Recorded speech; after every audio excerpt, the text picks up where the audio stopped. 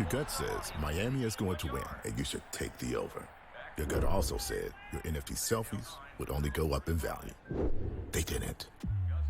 But your head is on SportsGrid and knows the QB is in concussion protocol. The backup has a 45 QBR against the zone coverage. The New York D has the most sacks in the league. So yeah, trust your head. It's smarter to be on SportsGrid. So where are your impressions of Valhalla, just for folks that have not seen it on TV or didn't watch the Ryder Cups or past majors? You know, they see a PGA maybe at a Southern Hills, Boone, or a Bet Page, or, whatever it might be, and they're like, Valhalla and Louisville, Kentucky, but like, look at the tournaments produced, and it's insane. Yeah. It really has, and obviously, of course, I'm a bias toward it. Only on SportsGrid. Draisaitl could easily, at plus money, get the first goal, the second goal, the fourth goal. There's a few guys here. Maybe the prop betting market is not a bad way to look here. Clippers over the Mavericks. If I would have told you that score before the game, knowing that Kawhi Leonard wasn't playing, I would have really figured it would have been the other way around. But the NBA is just crazy. InGame Live, all access. Only on SportsGrid. DraftKings making a progressive move, I think, that most other companies are also going to do or have done in the past. Adding someone from the government or someone you would say in legislation to become their responsible gaming leader here. And in this case, her name is Lori Kalani. And it'll be interesting to see if other companies try to follow suit in terms of hiring former lobbyists to head responsible gaming. Newswire. Only on SportsGrid.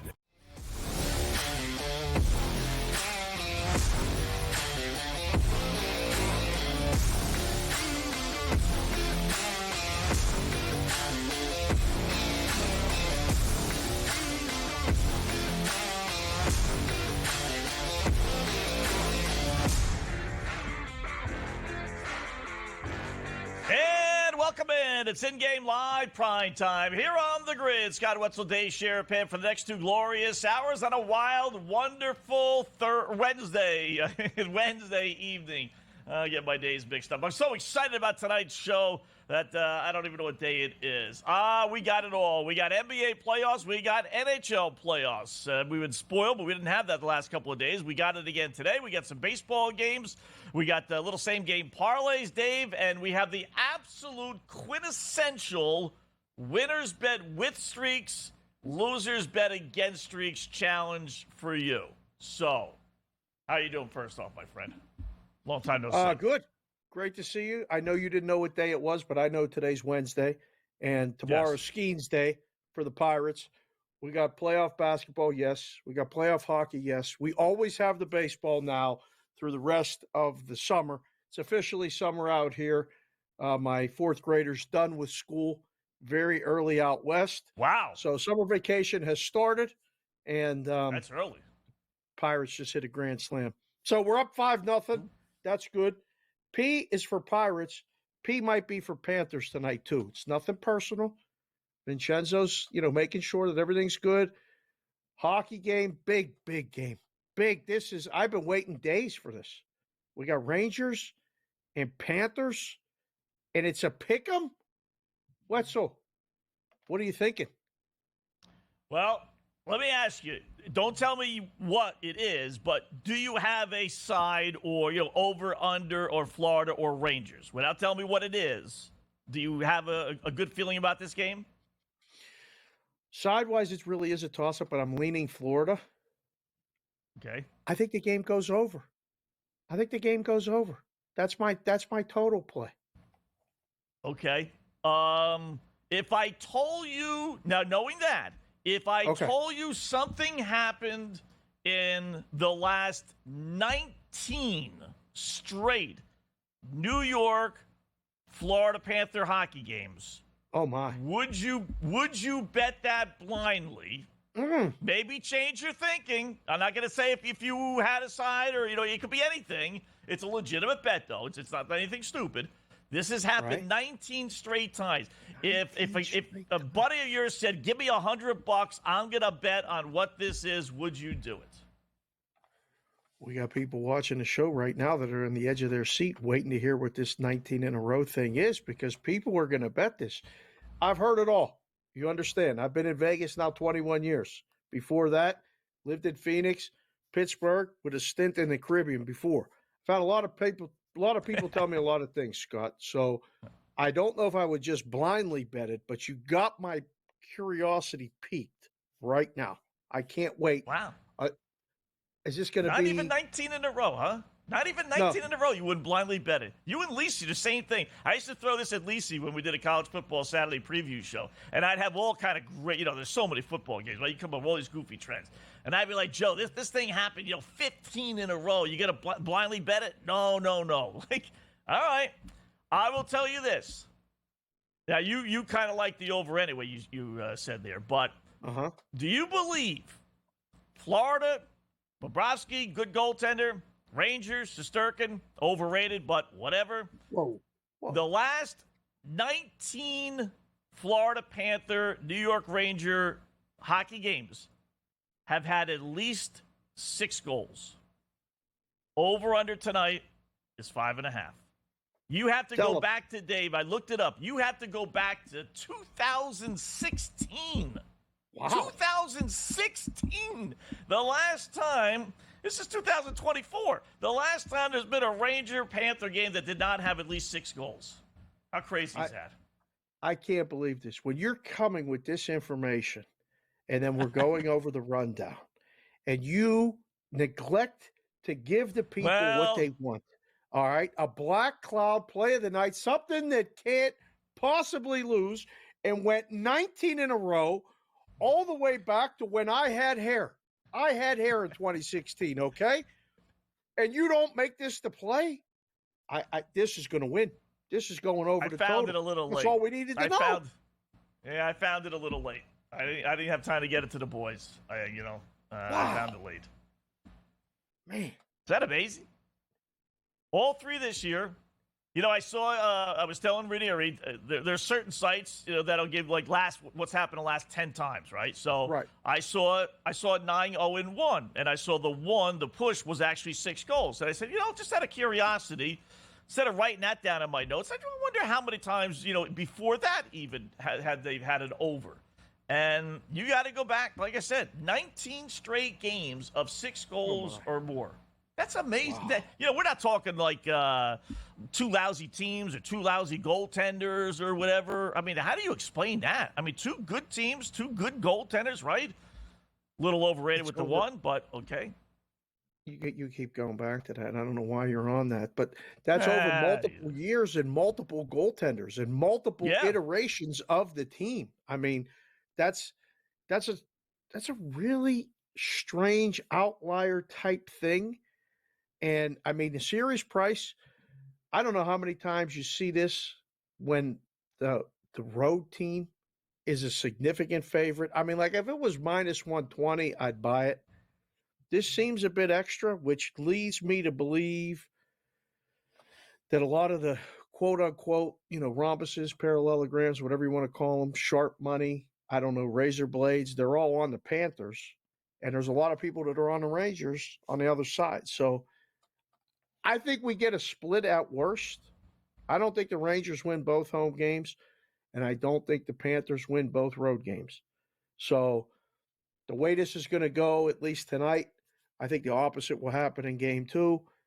And if this goes over, Wetzel, I'm telling everybody, I'm giving you credit. Yeah. I'm saying my guy Wetzel found this stat. It's now 20 in a row over. This might be an over series. We might get over in every game. I think so. I wonder when they pop it to 6.5. That's the thing. Because they think, like everybody else thinks, it's going to be a low-scoring series. Right. Well, if this goes, all right, so if we get 7 goals tonight, right, I think we'll make an adjustment to 6 because it's 5.5 flat, and I'm looking at my on screen right now. So it's probably going to go, if it falls 6, it's going to be 5.5 over minus 120 next game. If it goes 7, some books might start with 6 under minus 20, and you're not going to see 6.5 yet. as much as you want to push that out there, we're not putting up 6.5. Not at our book. We can't, because we're going to get just a deluge of money under, which wouldn't be the worst thing in the world, but the game could fall 6. Right. Yeah. I hope it's 4-2. I don't want 5-3. So I don't want. I want at least one more game at 5.5. Maybe a little juice, like you said. I'll accept that, but I don't want it to go to 6 because, in essence, whether it's 6.5 or 6, you need 7 goals, right? So I mean, that would be a loss versus a push. I get that, but I want to keep it as we only need 6 goals for us to be a winner. So I think Carolina was a road favorite over the Rangers as well. And, the one stat I always find with the Rangers is they get outscored or it's even. In fact, they were outscored by Carolina when it's even strength. It's when the Rangers are on the power play, they do all their damage. And I'm guessing the boys in Vegas think, okay, as long as teams don't take penalties, they'll beat the Rangers? Is that the thinking? Yes. The Florida Panthers were the number 1 team in the league with number of goals given up, even strength. They had the lowest number of goals given up in the entire season, 5-on-5. So knowing that, if we stay out of the box, yes. If the referees stay out of the game, this thing has a real good shot of Florida winning. Yes, I think you have to start there, and then we'll see what happens. I mean, they had 4 shorthanded goals against Carolina. Yeah. It's amazing. That's pretty good. Just as many power play goals they gave up, believe it or not. All right, we'll look at it more when we come back in Game Live Prime Time.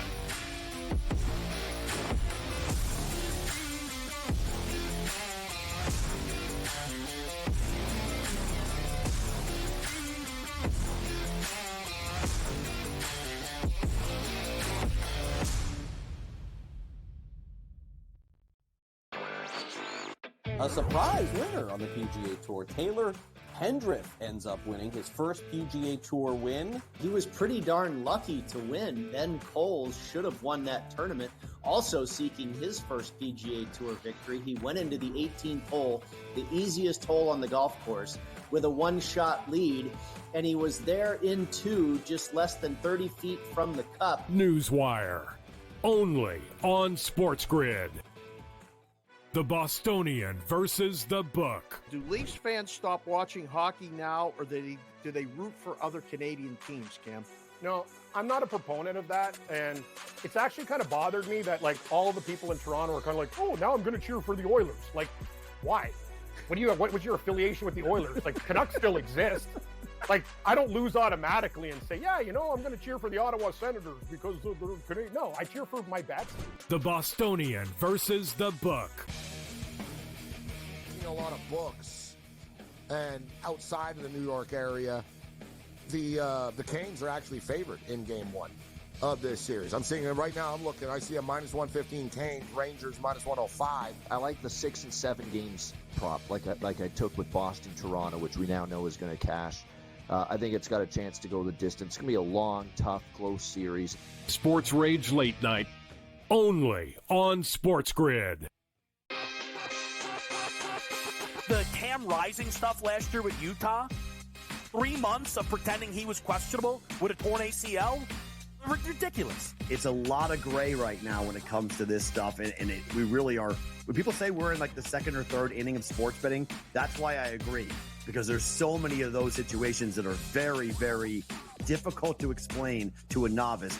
Game time decisions, only on SportsGrid.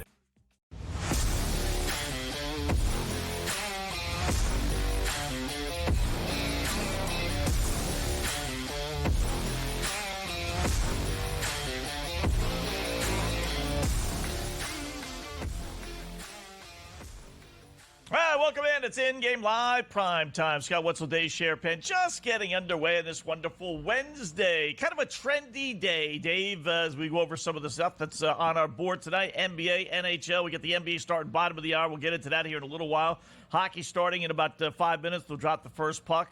Supposed to start at 8 o'clock, but it has not. And then we got some baseball stuff going on. So did a little digging today, right? And I noticed this the other day. So, Atlanta Braves, since we're into trends with that great 19-0, we'll start with the Braves, right? Taking on the Chicago Cubs. Braves just scored 2 in the, third inning, bottom of the third, 2-0. So, Over under right now, 8.5, and that's what it was for the game. Do you know, in the last 25 Atlanta Brave baseball games, 25, so good month's worth of baseball, right? They have only had 3 games where 9 runs or more have been scored. 22-3. So you're saying under? Bet the under, right? Saying under. Under. Right? Yeah. Don't fight it. It was 12.5 last night because of Wrigley Field, but game still went under. Yeah, we were on that. We talked about that. Me and Ranieri here, me and Peralta early. I was in Wrigley for the first time last week. I went and saw Skeens pitch. I was watching the flags. I felt the wind. And it's the first time for years they've been in a book here in Vegas and even before that down in the Caribbean going, how windy could it be? Like, how much does that really affect it? Because, I mean, they blindly bet it, no matter who's pitching.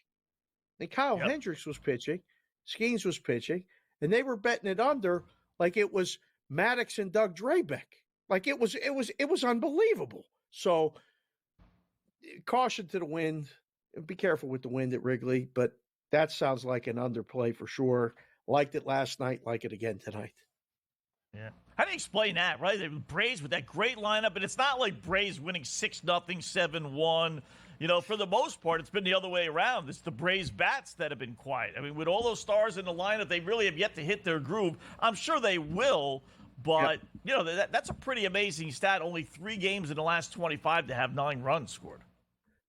Well, you know it's coming, right? Like, they're going to start hitting home runs. Like, as soon as it starts to really heat up down in Atlanta and 1 or 2 guys in the middle of the lineup get going and they have to pitch to the top of the lineup a little differently. Like right now, you can just keep pitching around Acuna, and I don't know. You know they're going to get hot, but I think this is one of those times where you got to ride that streak with a lot of unders. Yeah. All right, so it's 7.5 now. I still would play the under, so hopefully you grabbed it when it was 8.5. I see your boys are up 5-1. Little Pittsburgh Pirates rocking the outfit today. Wouldn't really address that over San Francisco. These are the series you have to win, right? I mean, if you want to kind of separate yourself, be in there at the end, you know, and really in the National League, Dave, as long as you're right around 500, couple games over, you're going to be in it until the end. So you got to win these series. They won last night, and they're off to a good start tonight, 5-1 over San Fran. Yeah, we got a grand slam from Wilson in the bottom of the, in the bottom of the 4th. So, 5-1 now. The Giants on the road, especially after a loss. Look at that, 38-65. That's not good. Last night was a big win for the Pirates. They were down 6-2 going to the 9th. Scored 4 runs in the bottom of the 9th to tie it. Win it in extra innings, 7-6. O'Neal Cruz with a big hit. I don't know. Again, it's one of those things. I like when Jones pitches. I feel like the market hasn't caught up to his prices yet. So, short favorite tonight on the Buccos. Prior to Skeens Day, getaway day tomorrow. Put that one in your back pocket for the podcast, guys. We'll have Jones today, Skeens tomorrow. Nice. Very nice. Unbettable now, right? 4.5. You don't want to do that. Or maybe you do. I don't know. Minus 2,400. That's basically an unbettable game. So are Phillies and Rangers. 6-3 Philadelphia. Boy, I tell you what, this Philadelphia team is a machine. Hey, they're not losing. I mean, especially at home where they are again. They won last night against Texas. They're up 6-3 again tonight, bottom of the 5th inning. Yeah. Again, games like that, unless you want to take a flyer on the underdog, Rangers plus 620.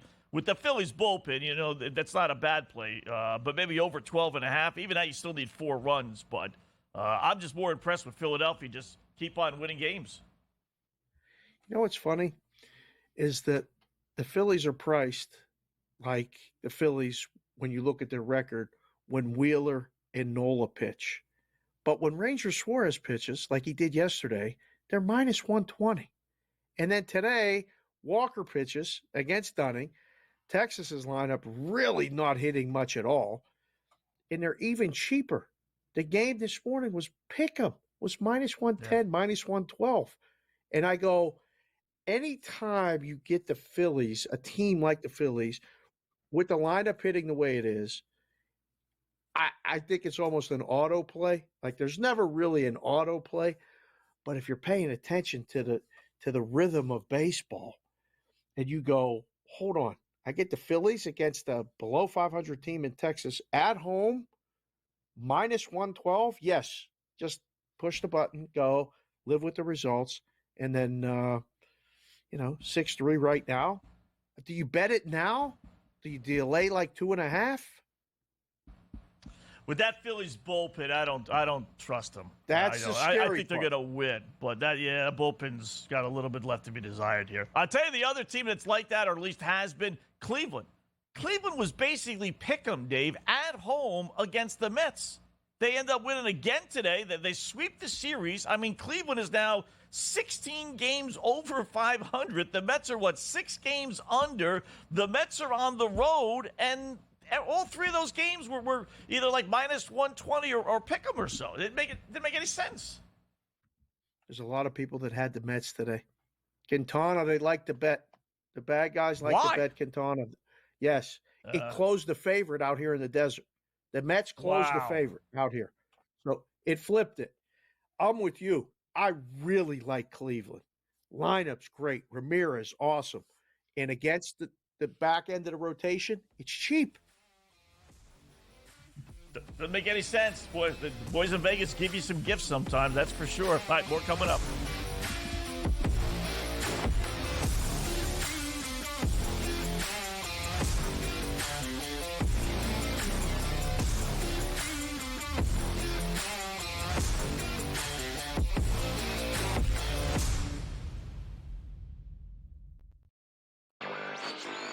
A surprise winner on the PGA Tour. Taylor Pendrith ends up winning his first PGA Tour win. He was pretty darn lucky to win. Ben Coles should have won that tournament.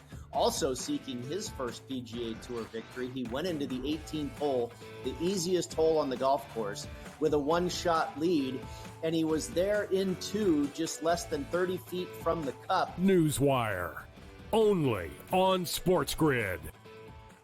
The Bostonian versus the Book. Do Leafs fans stop watching hockey now, or do they root for other Canadian teams, Cam?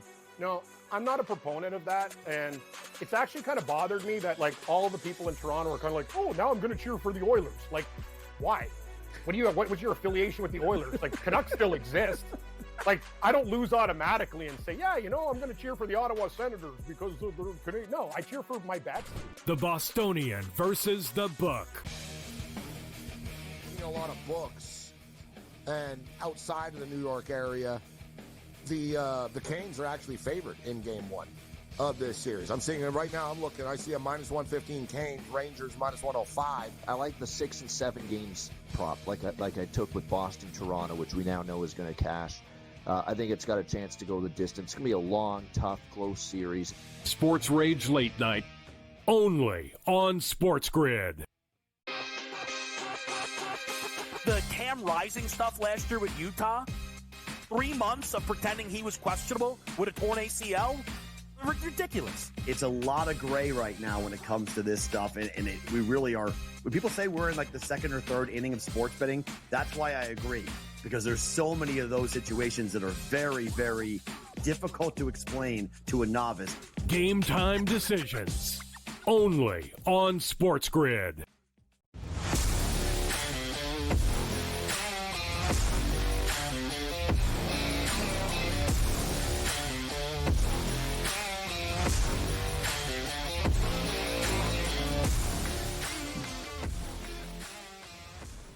All right, welcome back. InGame Live, prime time here on the grid. Moving along, underway now, NHL. Just a couple of minutes in, Rangers and Florida Panthers. We'll keep you posted on that and all the baseball stuff. We got baskets starting in about 15 minutes or so. So why don't we just go to a little SGP time here on the grid.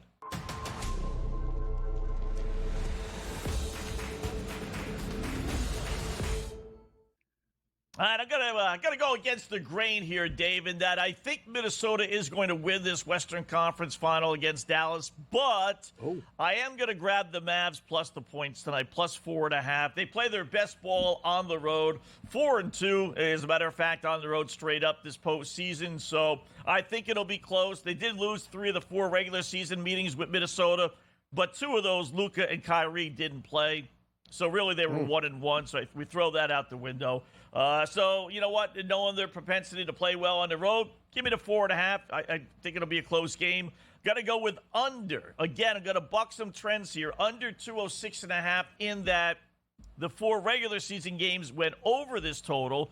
But again, only 2 of them with the real players playing. So I'm going to go under. I'm going to go Luka 25 points or more, minus 350. He scored 34 and 39 in the 2 games he played against Minnesota. Going to go Luka 6 rebounds. That's just to bump it up an extra 100 points for free because he's going to get that. And then Anthony Edwards, 25 or more points, minus 250. He had 36, 44, and then oddly enough, 9 twice in the 4 games against Dallas, which he obviously played all 4. So add it all up, decent little payoff, almost 8-1, plus 778. What do you think? It's not bad. I'm kind of looking at it, trying to look where it might get you. Did you entertain the thought at all of taking the Mavericks on the money line? Just win the game. I did, and I got burned doing that last week. I had, who was it? OKC against Dallas, oddly enough, on the money line instead of taking the 3.5, and they lost by 1. So from that point on, I was like, every once in a while, I'll kind of break the rules and stretch it out. Then you get burned one time, and you're like, fudge. Yep. And I lost the same game parlay. It was a nice little payoff, too. It was like 10 or 12-1. And I had OKC on the money line rather than 3.5. And again, they lost by 1. So, yeah, I'll stick with the 4.5.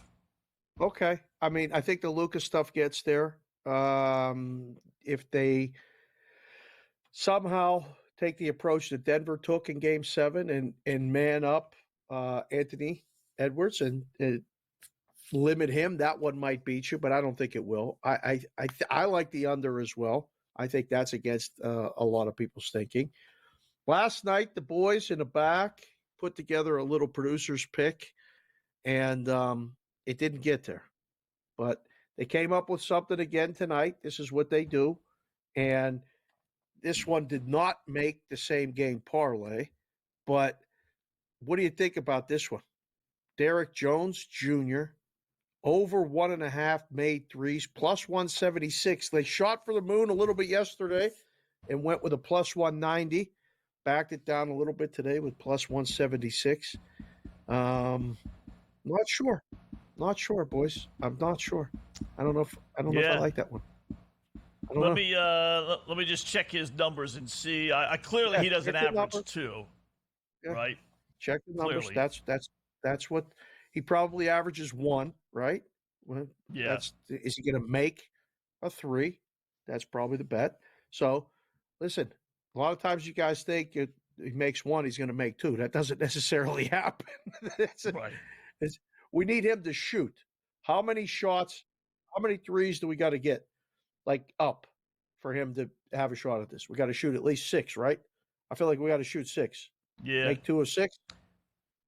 Yeah. Realistically. Or you got to hope he goes 2 for 3. Because I don't know if he really shoots 6 times. No, you're kind of at the mercy of him, shooting 3 times and maybe making 2 of them. So I went to Minnesota. Yeah. Hold on. Actually, I'm looking for Dallas here. Because I got a feeling he probably doesn't even shoot. It's not like he doesn't make them. He just doesn't shoot them. Right. Attempts is very important. It's just like innings pitched and the K-props. When the K-prop is a certain number, you have to hopefully get at least enough innings pitched in to get a shot at the K-prop. So here you got to get enough minutes played and 3-point attempts, and you have to make them. But I like their style. Plus 176. It's not bad. He's hit the last 2 games. He has 4 and 3. There we go. First 4 he didn't, but last 2 he did. Got a shot. Yeah. Eric Lindquist joins us next.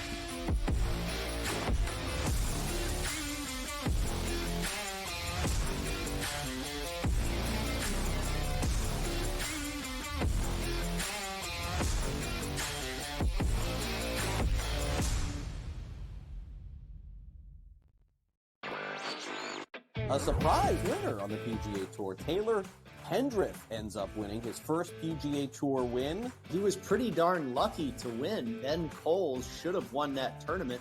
Also seeking his first PGA Tour victory, he went into the 18th hole, the easiest hole on the golf course, with a one-shot lead, and he was there in two, just less than 30 feet from the cup. Newswire, only on SportsGrid. The Bostonian versus the book. Do Leafs fans stop watching hockey now, or do they root for other Canadian teams, Cam? No, I'm not a proponent of that, and it's actually kind of bothered me that like all the people in Toronto are kind of like, oh, now I'm going to cheer for the Oilers. Like, why? What was your affiliation with the Oilers? Like, Canucks still exist. Like, I don't lose automatically and say, yeah, I'm going to cheer for the Ottawa Senators because they're Canadian. No, I cheer for my bats. The Bostonian versus the book. A lot of books, and outside of the New York area, the Canes are actually favored in Game 1 of this series. I'm seeing it right now. I'm looking. I see a -115 Canes, Rangers -105. I like the 6 and 7 games prop, like I took with Boston, Toronto, which we now know is going to cash. I think it's got a chance to go the distance. It's going to be a long, tough, close series. Sports Rage Late Night, only on SportsGrid.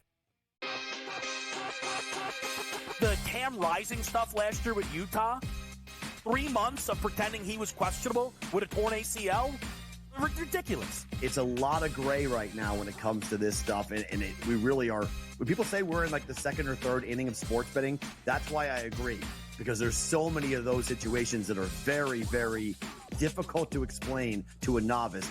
Game time decisions, only on SportsGrid.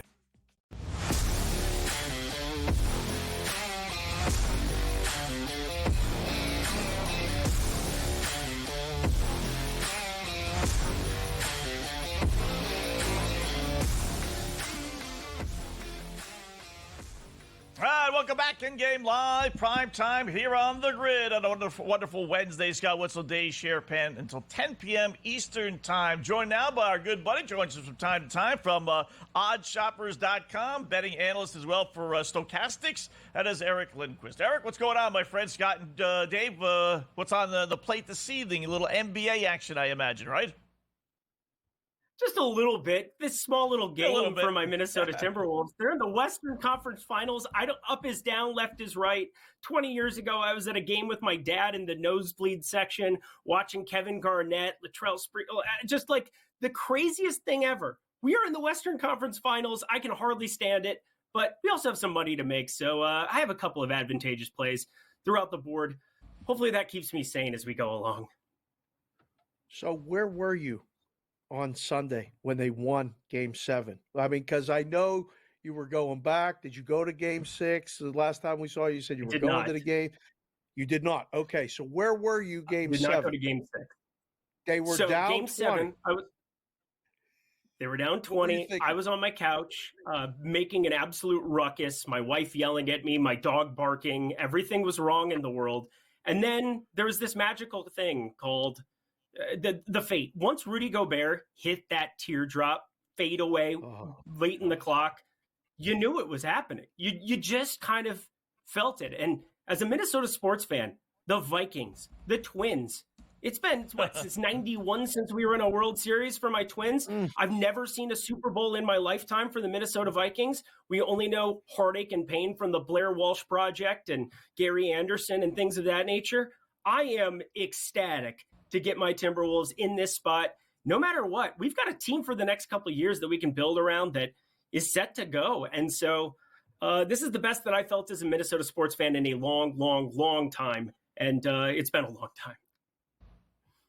All right, so who do you got winning Game 1 tonight and then ultimately the series? So 4 was definitely an advantageous number, I thought, on the Minnesota side. 4.5. We're starting to push it a little bit towards that direction. You want to back them potentially for the series price. -165 on FanDuel was available. Now the money line started to rise up a little bit, which makes sense. I think being early to the party potentially on the series price is better than taking the money line play if you're looking to jump in right now before tip. I do think prop exposure is going to be the main way that I go about this game today. But going forward, I do think you're going to get some advantageous numbers on the Dallas side of things pending this first game. I'm just curious to see how rotations play out. This is a very different series for both teams. Dallas is going to need to find rebounding somehow, some way. They were able to annihilate Oklahoma City, but Oklahoma City was the worst rebounding team left in these playoffs, bar none. Young, inexperienced Chet Holmgren on the interior. Completely different beast with Cat, and definitely with Rudy Gobert on that interior. The best plus-minus in the entire playoffs so far.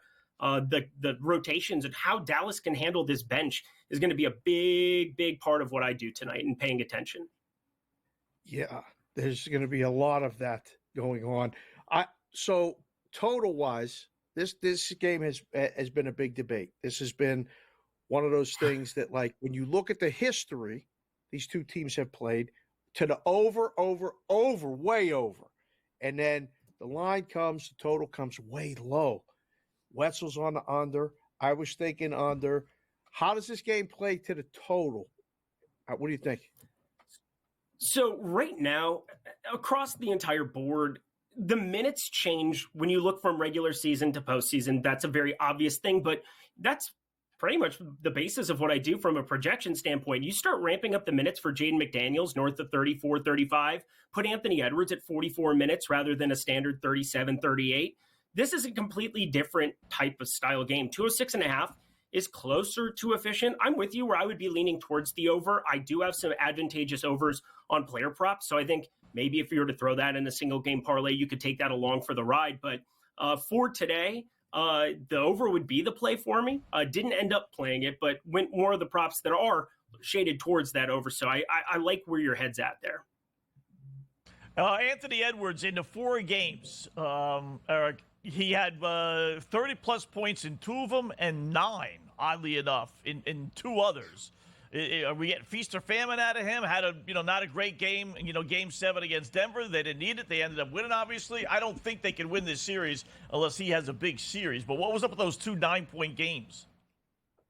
Yeah, so you're seeing Derek Jones Jr., PJ Washington. There's a lot of opportunities that they have to just rotate with these wings. I mean, come playoff time, we've seen this with the Golden State teams, with Andrew Wiggins, who just gets inserted defensively and changes the entire fabric of the team. We've seen that in these first 2, Derek Jones continuing to see more minutes. I can't bring up Jaden McDaniels and not at least give the flowers to Derek Jones Jr., who was, for all intents and purposes, out of the league and has played himself as one of the better defenders in the entire National Basketball Association. More of a dunker was his calling card for dunk contests and things of that nature. I do think Derek Jones Jr., PJ Washington, the length that they add, it's not your standard 2 guards that are out there playing defense on Anthony Edwards. So Jaden McDaniels is going to need to continue to knock down shots like we saw in Game 6, Game 7, give a little bit of reprieve from some of the defensive help. If he can do that, Anthony Edwards shouldn't be putting up 9 points anytime soon going forward. But definitely Derek Jones Jr. is a difference maker. Props to him. You expecting this to be a long series? I mean, I know you want Minnesota to win, but, you look at the Eastern Conference and somehow the Celtics survived last night. I felt like the Pacers really did give that one away, but everyone's talking about that being over, gentlemen sweep 5. This one really feels like we could see you're going to have a few sleepless nights on your couch and your wife's going to get aggravated, right? This is not going to be an easy series either way. Yeah, it's going to be extremely difficult. 6 or 7 is really the only place to look at it. I did put a small play on Minnesota in 6. I always think that's kind of the contradictory thinking where people go into the other opposing house and you might get a better number than you think by betting the series price ahead of time rather than waiting for it to play out. I think Minnesota in 6 was the only thing that really stood out to me from a series pricing perspective here. But I do think it goes 6 or 7. I think that there's too much ammunition at the point guard, shooting guard spot here for Mr. Luka Doncic, Kyrie Irving. Kyrie Irving, I'm curious to see how they handle him defensively because he's shifty enough. They could maybe give Anthony Edwards a little bit of a break. Mike Conley, more of the gritty guy who, just size-wise, I mean, that kind of ends up being the matchup. Anthony Edwards, the better defender. I don't think there's a doubt about that, but maybe they give Anthony Edwards the Derek Jones Jr. assignment, just basically stop the cuts, stop a little bit of that, and give him time to be able to recuperate for the offensive end, save him up for the offensive end. I think that Kyrie probably going to be a big difference maker. I love 3.5 rebounds for him today. Also, Naz Reid, talked about that earlier. That's on their screen there too. Somebody that I'm pretty bullish on, potentially seeing more than the 21, 22 minutes that a lot of places have him projected for, that the books are basically targeting him here for. I love getting to those kind of pieces early in the season or early in the series. I think Kyrie's pretty undervalued across the board. I got to jump in here, Scott. Let me just ask. Sure. You got to explain that plus 280. Conley, 15 plus points. That's taking a shot. Before we get you out of here, you got to explain that one. So Kyrie's been playing really, really well defensively here, but this is just a price disparity. When you look across the marketplace, 10.5 points, minus 125. It's now pushed towards plus 320, came back to plus 310. It is right now at lock here of this game, sitting still in that north of plus 300 type market. There shouldn't be that big of a disparity for a guy who shoots that many three-pointers. If he gets there, you're getting 3 for the basis of him. If he attempts 8 three-pointers, there's a trickle-down effect to it. So if Mike Conley is left on the perimeter, if they're focusing in on Anthony Edwards, Karl Anthony Towns, like I expect them to be, Mike Conley, he's going to get more looks than you might expect. And if he's early knocking down shots, you're getting 3-1 on a guy that I think just 3-4 threes, well within the wheelhouse, barely juiced there on the over of 2.5 threes. So he'll be at the end of the games knocking down free throws as well. Lots of value in that number. All right, there you go. Eric, great job as always, my friend. Hopefully we'll cash a couple of these tickets. And good luck to your teacups, as I like to call them. You see that shirt? Oh, easy. Easy. Let me see that shirt. Let's go, boys. Let's go. There you go. Thank goodness nice. for Kirby Puckett, Minnesota fan. Still got Kirby.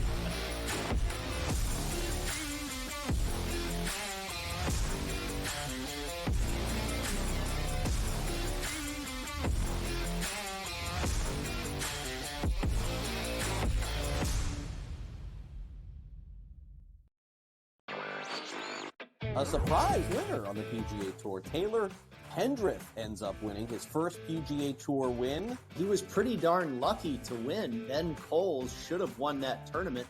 Also seeking his first PGA Tour victory, he went into the 18th hole, the easiest hole on the golf course, with a one-shot lead, and he was there in 2, just less than 30 feet from the cup. Newswire, only on SportsGrid. The Bostonian versus the Book. Do Leafs fans stop watching hockey now, or do they root for other Canadian teams, Cam? No, I'm not a proponent of that, and it's actually kind of bothered me that like all the people in Toronto are kind of like, oh, now I'm going to cheer for the Oilers. Like, why? What was your affiliation with the Oilers? Like, Canucks still exist. Like, I don't lose automatically and say, yeah, I'm going to cheer for the Ottawa Senators because of the Canadian. No, I cheer for my bets. The Bostonian versus the Book.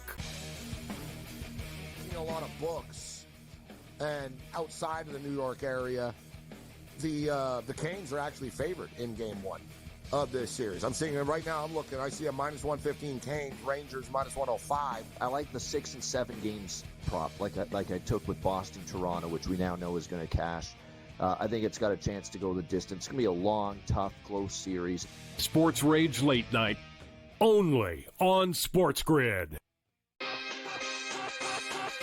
The Cam Rising stuff last year with Utah, 3 months of pretending he was questionable with a torn ACL, ridiculous. It's a lot of gray right now when it comes to this stuff, and we really are. When people say we're in like the second or third inning of sports betting, that's why I agree. Because there's so many of those situations that are very, very difficult to explain to a novice. Game time decisions, only on SportsGrid.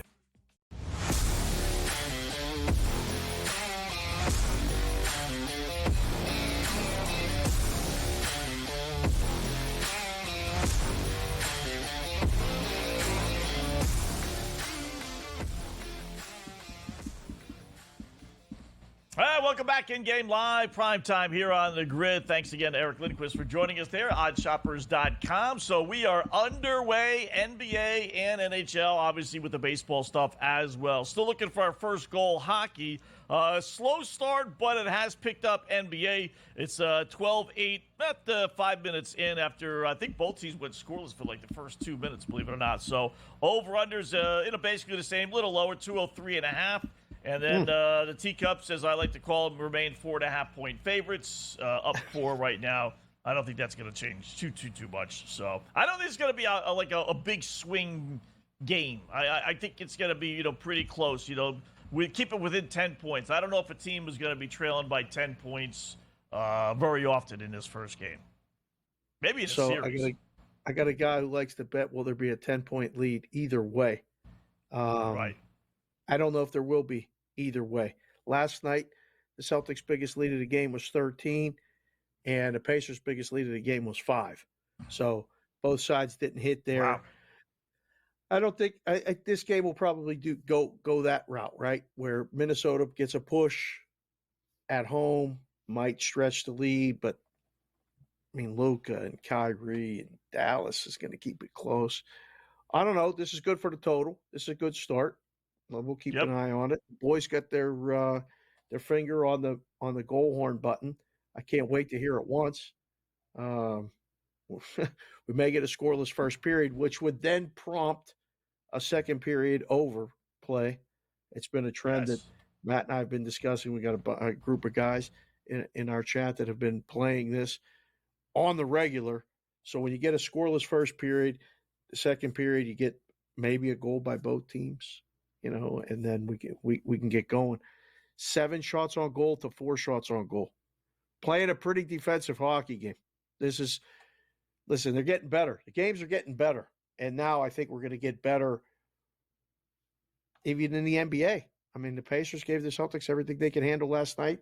The Mavericks are going to give the T-Wolves everything they can handle tonight. Why do you call them the Teacups? And are you always going to call them the Teacups? Well, 1, because they haven't won. 2, because Kevin Garnett, in particular, was so overrated when he was with Minnesota. He would just never get him out.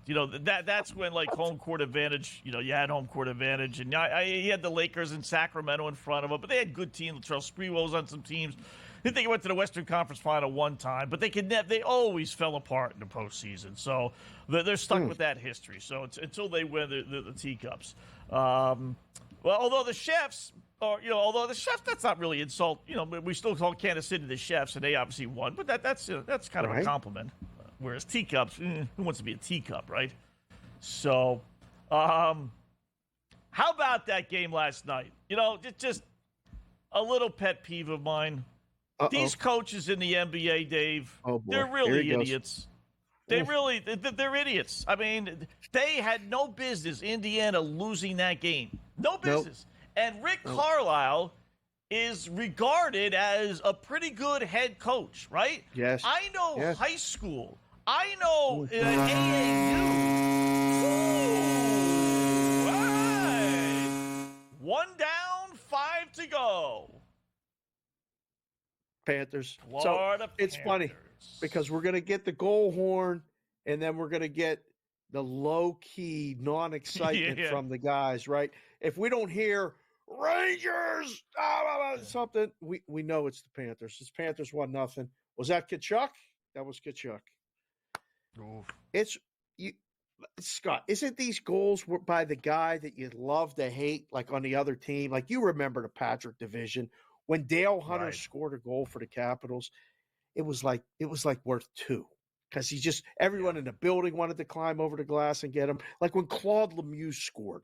It probably in the Western Conference. Like the guy that everybody wanted to hit and run, scores, and Kachuk, nice goal, 1-0 Florida. Here we go. So total, we're right back on pace. We needed to go in the first period to get to the over. That was good. I was a little worried because FanDuel had it after 1, and I'm like, boy, last time I checked, it was like 6 minutes left. But all right, I guess.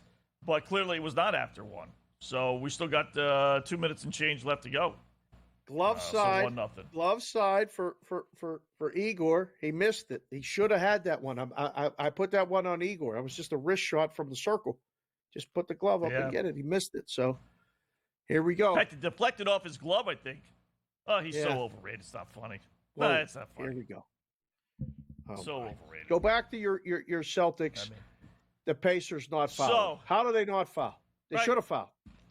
No, you know what? I'm not going to blame on that.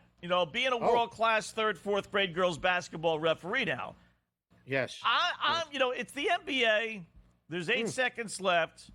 Yep. And, the chances of you fouling a player and not having that player jump up to then have a shot. Remember, it's continuation in the NBA. So right. I could see him saying if they inbound the ball inside the three-point arc, foul, right? But if they inbound the ball at the three-point arc, which they did, then don't foul, because as soon as you grab that guy, he's going to go up for a shot, and they're going to be shooting 3 free throws. So I really don't have an issue with that, Dave. My 2 big issues with Rick Carlisle is you're up 3, right? 8 seconds left. Inbound the ball. You're going to get fouled. You're going to win. You win the game. Simple as that. Inbound the ball, you're winning that game because you're going to hit at least 1 of 2 free throws. And it's going to be a 2-possession game with 7 or 6 seconds left. Right. Game's over. Yeah. So there was a timeout, too. Don't forget, before they tried to inbound the ball. So every high school coach I know, every AAU coach I know, every PAL coach I know, every street ball head coach I know in that situation is going to get their best player to inbound the ball. Then they're going to get their second best player to be receiving the ball. And then they're going to get their third best player to be setting a screen for the second best player. Did Carlisle do that? No screen, no picks, no you start here and run down the court, no distractions, no. All he said was, you guys run here, you run there, and good luck getting open. That's it. What was that? That was it. What is that? I don't know. Stupid.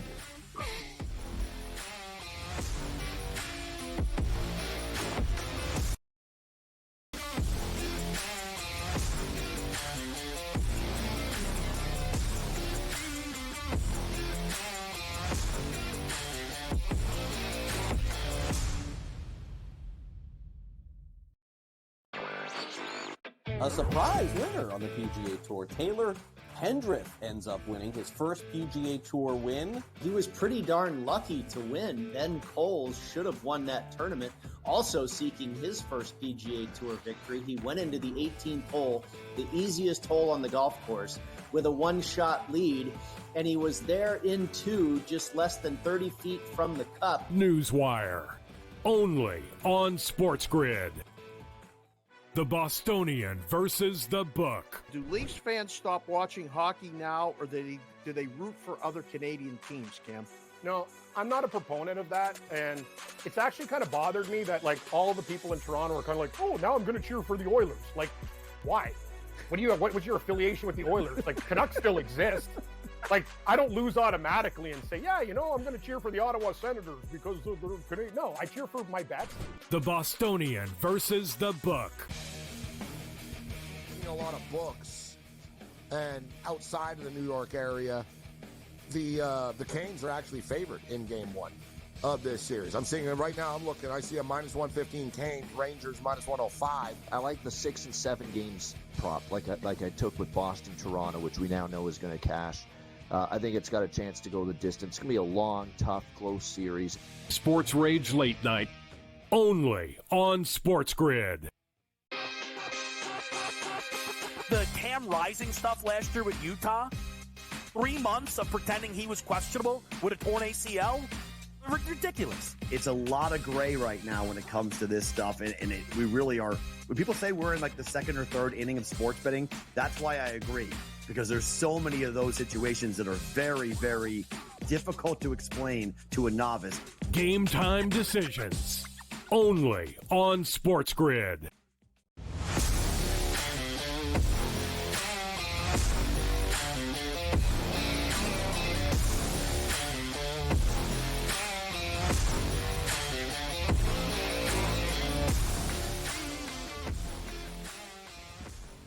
All right, welcome back InGame Live, prime time here on the grid, wrapping up hour number 1, full hour to go. So just to go back for that on the second, Dave, I'm going to finish the thought. I mean, imagine Carlisle, right, who's, again, regarded as a smart, good head coach.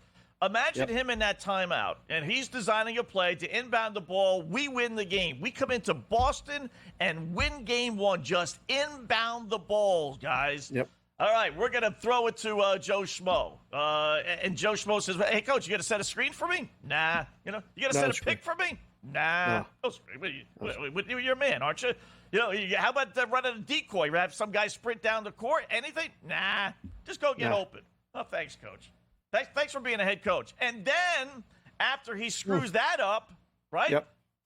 They still have 5 seconds after Boston scores to take the ball out at half court, design a play, and, maybe win the game, right? So again, does he set a screen for his guy? Nope. Does he set a pick for his guy? Nope. Does he set a decoy for his guy? Nope. Does he set an alley-oop? Nope. Does he have his guy come off a screen or come off anything? Nope. All he did was inbound the ball to Halliburton. Go ahead, knock yourself out. No screens, no picks. I mean, come on. Honestly, no exaggeration. You and I, Dave, could go into that huddle and say, all right, we're going to inbound the ball to Halliburton. Anything else, Coach? Nah, that's it. 5 seconds left, Coach. You going to set a screen for me? Anything, Coach? Just go ahead. One-on-one basketball. See you later, guys. I loved when I was helping coach basketball. I loved the clipboard and the dry erase thing. Yes, and you go like this. You stand here. You go over here and stand there. All right. I mean, we could draw up the picket fence. We could draw up anything. Whether they execute it or not, it's a whole nother thing. JY came on the show and got out. Remember when JY came on with the clipboard that was by his desk and came on and started drawing all the plays? It would have been great. I really feel like the Pacers gave that one up. I mean, there's no question. So bad. Halliburton loses the ball when Holiday's on him, dribbles it off his foot out of bounds. That starts the waterfall of bad. Then they don't inbound the ball. Then they don't foul. Brown hits the shot. It's tied up. There's 5.5 seconds left. I expected them to take a shot that would actually give them a chance to win a game and still recover after all of that. And they did not. And as soon as it went to overtime, I don't know about you, but I thought, well, that's a wrap. That's not. I mean, I hope they covered the 10 at that point. I was hoping they would cover the 10. There was a lot of people that had Celtics to win the first game, Celtics to win the series, Celtics to advance to the NBA championship, the Celtics, all this other stuff. It would have put the seed of doubt in their mind. Yeah. I don't know what to think now. I want to believe that the pace of play, the Pacers are going to play the same way. And they're going to be able to do the same thing in game 2. Shoot as good as they did. I don't know. They shot really well. So they played 10 guys. I think they'll be okay. But, I mean, that helped advance us one step closer to the S&W parlay, by the way. Yes, it did. So, I was a little depressed there. I was doing some reffing, as a matter of fact, last night, and then I was listening to the game on the way home, and I'm like, oh, man, I can't believe this. I just can't believe it. So the boys are drawing it up just like that. Look at that. How about that? So we're in with our teacup Wolves, with the UConn Huskies. We're looking pretty good, right? All things considered, Dallas and Florida. It's that dopey Denver. That's the one. Oh, man.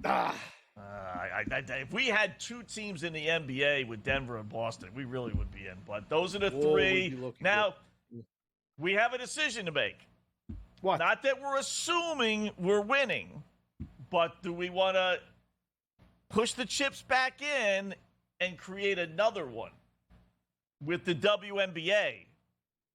Because there's really only 2 teams in the WNBA. It's either going to be Las Vegas or New York. New York. Right? I mean, realistically. So, yeah. So we could only have 2 in the WNBA if you want, and then pick 3 out of the 4 that are left in hockey and the NBA if you want to eliminate 1. Wow. Or if you think we can eliminate 2. Whoa. 2 might be tough in hockey. 2 might be tough in baskets, too, even. We can eliminate Indiana. Yeah. But we'll definitely eliminate Indiana, yeah. We'll take any they're one not of those. gonna win it All all. right.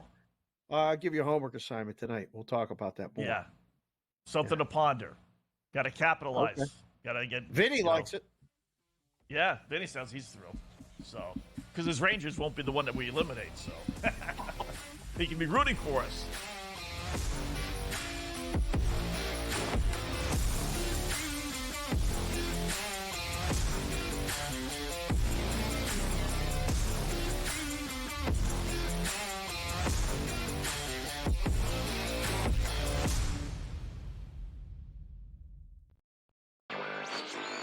A surprise winner on the PGA Tour. Taylor Pendrith ends up winning his first PGA Tour win. He was pretty darn lucky to win. Ben Coles should have won that tournament. Also seeking his first PGA Tour victory, he went into the 18th hole, the easiest hole on the golf course, with a one-shot lead, and he was there in two, just less than 30 feet from the cup. Newswire, only on SportsGrid. The Bostonian versus the Book. Do Leafs fans stop watching hockey now, or do they root for other Canadian teams, Cam?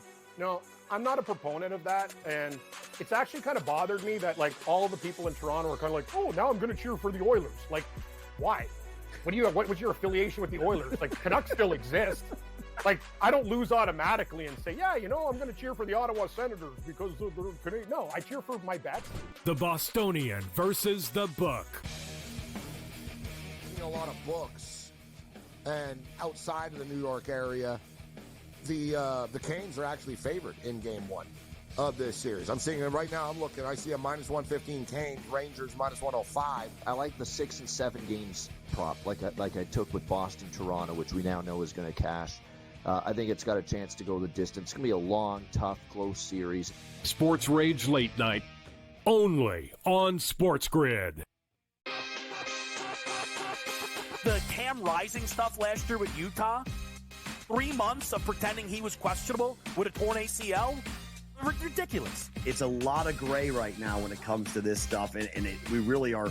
When people say we're in like the second or third inning of sports betting, that's why I agree, because there's so many of those situations that are very, very difficult to explain to a novice. Game time decisions, only on SportsGrid.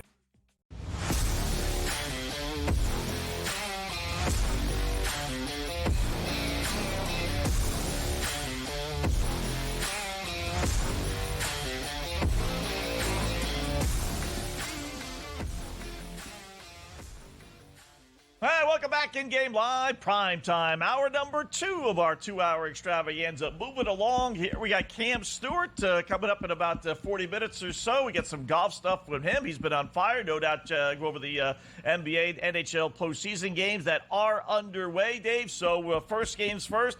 Baskets, we'll start there. A little higher scoring game than I had hoped for. It was like no score for the first 2 minutes, but they closed out the first quarter with 60 points. Holy fudge. Yep. 33-27, Minnesota on top. 4.5 still the number, and now the over-under is 213.5. Your thoughts? Yeah, that was a good second half of the first quarter by the teacups. I just can't get with that teacups thing. I'm just going to call them the Minnesota I like Timberwolves. that. It was one of my favorites. I know. I like when you say it. It makes me giggle and smile. But when I say it, it sounds ridiculous. Plus, I think of that Disney ride that, you go around and around. In the teacup, yeah. Oh, man, that thing got me sick last time I was down there and on that. So, no, this is good for them. This is the game has to slow down for the Mavericks. This can't continue if the Mavericks want to keep this close. This is the T-Wolves dictating style and game. What's the side to 5.5? No real play there. I don't think there's any play. And we liked under. The same game parlay is not going to hit if this game goes over 213. So we need to slow down. Yeah. Every time I put an under in those same game parlays, it never comes out. I swear to God, never. It's just amazing. I don't know. I did it again today, just thinking. I thought Dallas was going to be competitive, and you said it. I agree with you wholeheartedly. If Dallas is going to win this game or be competitive, they can't win at 120 to 115. They don't have as much offense as Minnesota does. They have to think, okay, we have to slow it down, and not necessarily slow it down. We'll just play real good defense and win at the 105 to 100 type of game, or 90, even 100 to 90.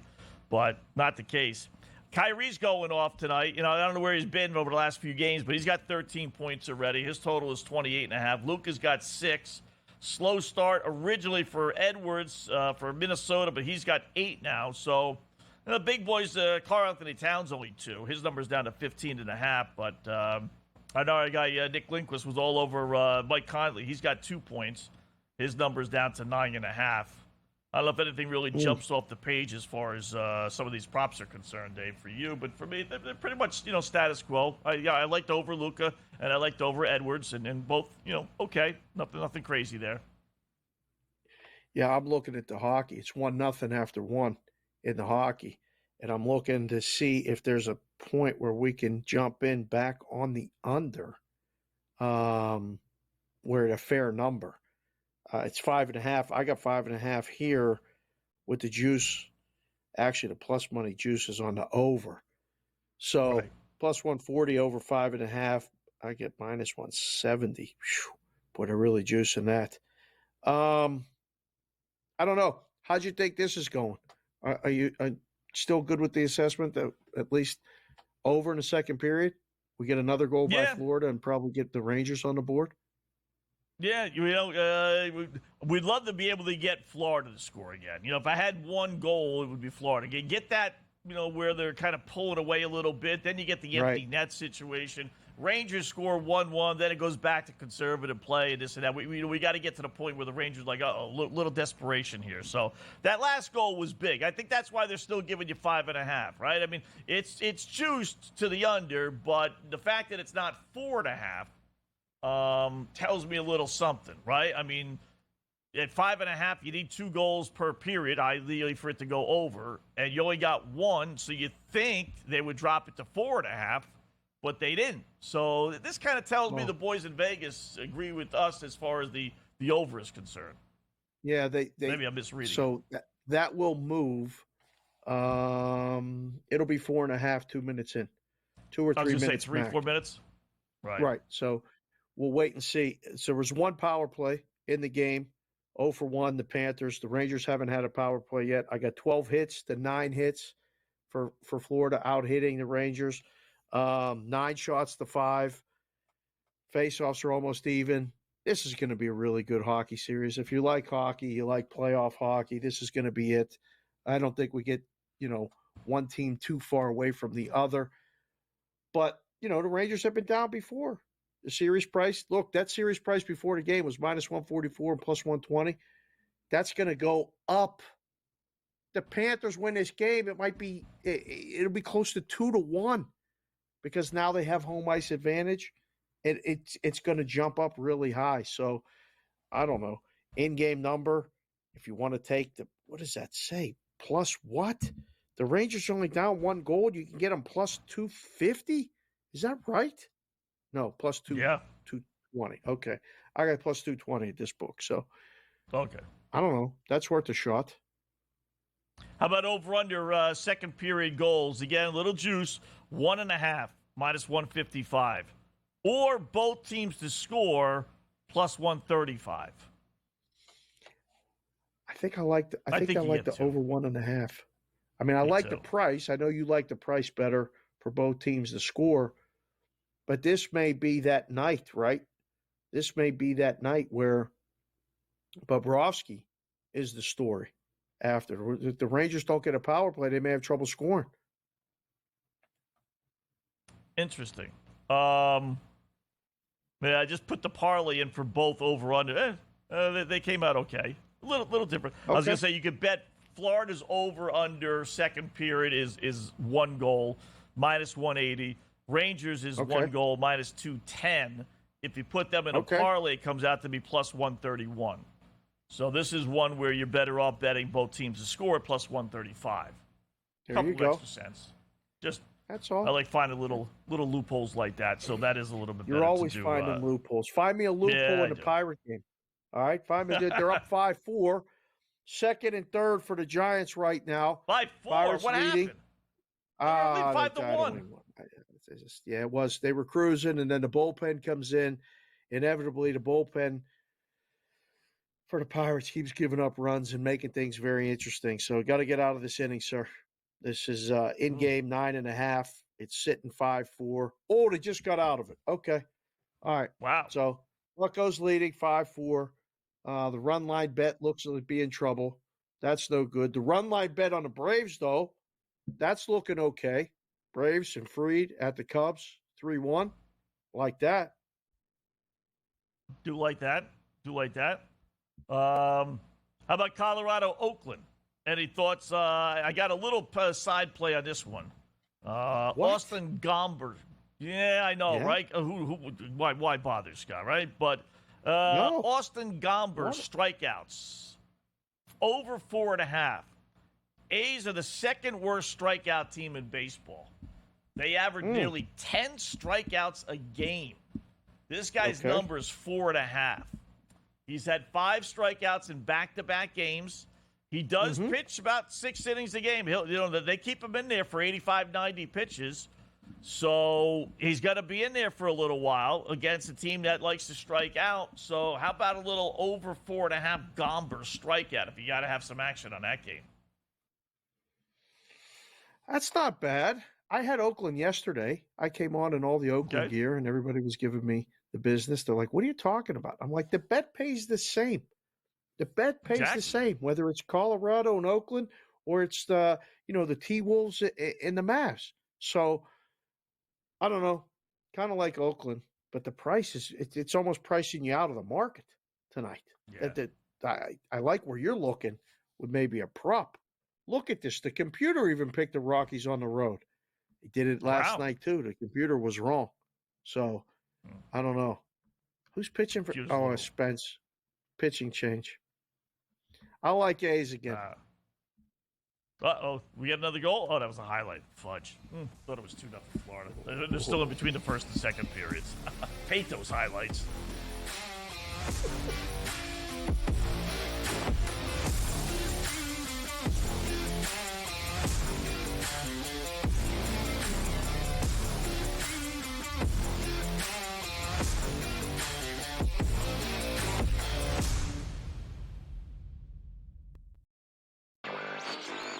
A surprise winner on the PGA Tour. Taylor Pendrith ends up winning his first PGA Tour win. He was pretty darn lucky to win. Ben Coles should have won that tournament. Also seeking his first PGA Tour victory, he went into the 18th hole, the easiest hole on the golf course, with a one-shot lead, and he was there in 2, just less than 30 feet from the cup. Newswire, only on SportsGrid. The Bostonian versus the Book. Do Leafs fans stop watching hockey now, or do they root for other Canadian teams, Cam? No, I'm not a proponent of that, and it's actually kind of bothered me that like all the people in Toronto are kind of like, oh, now I'm going to cheer for the Oilers. Like, why? What was your affiliation with the Oilers? Like, Canucks still exist. Like, I don't lose automatically and say, yeah, I'm going to cheer for the Ottawa Senators because they're Canadian. No, I cheer for my bats.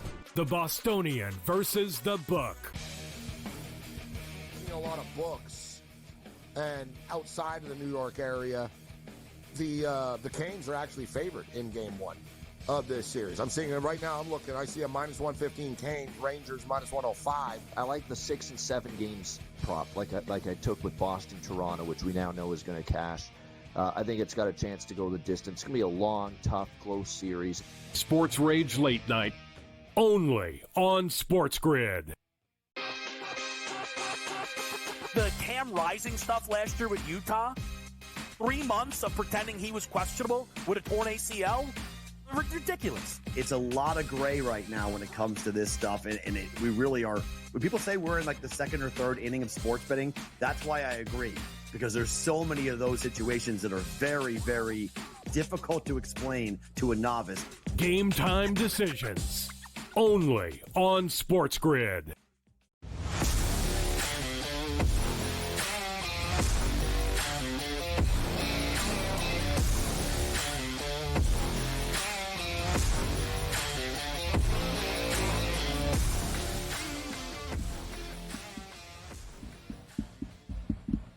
Welcome back, InGame Live, prime time here on the Grid. Almost a goal by Florida and a 3-run homer from the stinking Braves.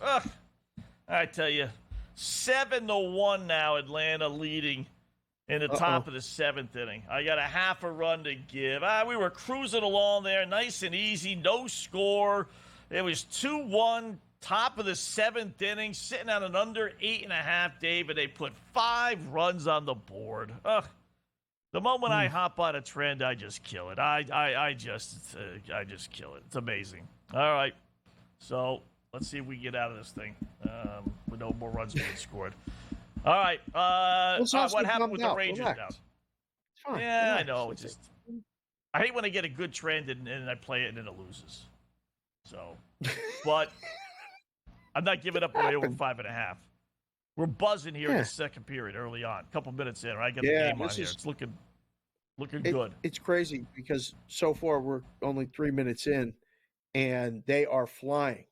I mean, flying. Both teams. Rangers almost scored twice. Sprung loose for a breakaway, didn't get it. This is The physicality is even picking up. Like, this is the sense of urgency is there. You were talking about the Rangers needing a sense of urgency. You can see it right now. They are they're playing with it, knowing. I don't want to say the game's done if they don't get the next goal, but them being down 2 is going to really change everything. Yeah. By the way, Matt Olson home run, 8-1 Braves. Throw that ticket away. Oh, there you go. Yep. It's just like that. Just like that. 6 runs in the 7th inning. See you later. Thanks for that under 8.5 there, Scott. Great pick. Thanks for coming. It doesn't take long. Yeah. Doesn't take long. They're going to heat up.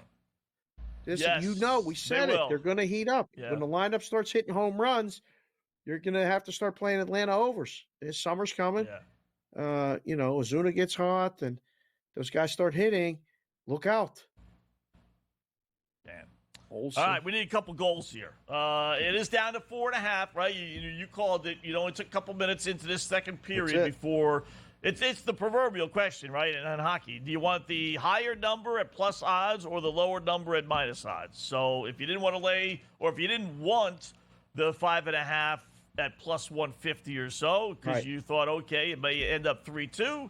I'm willing to lay the minus money. Well, now you can have 4.5 at minus 148. And it's actually not that bad. We've seen like minus 180s and 190s, and they gave it the 4.5 at a decent little price here at 148.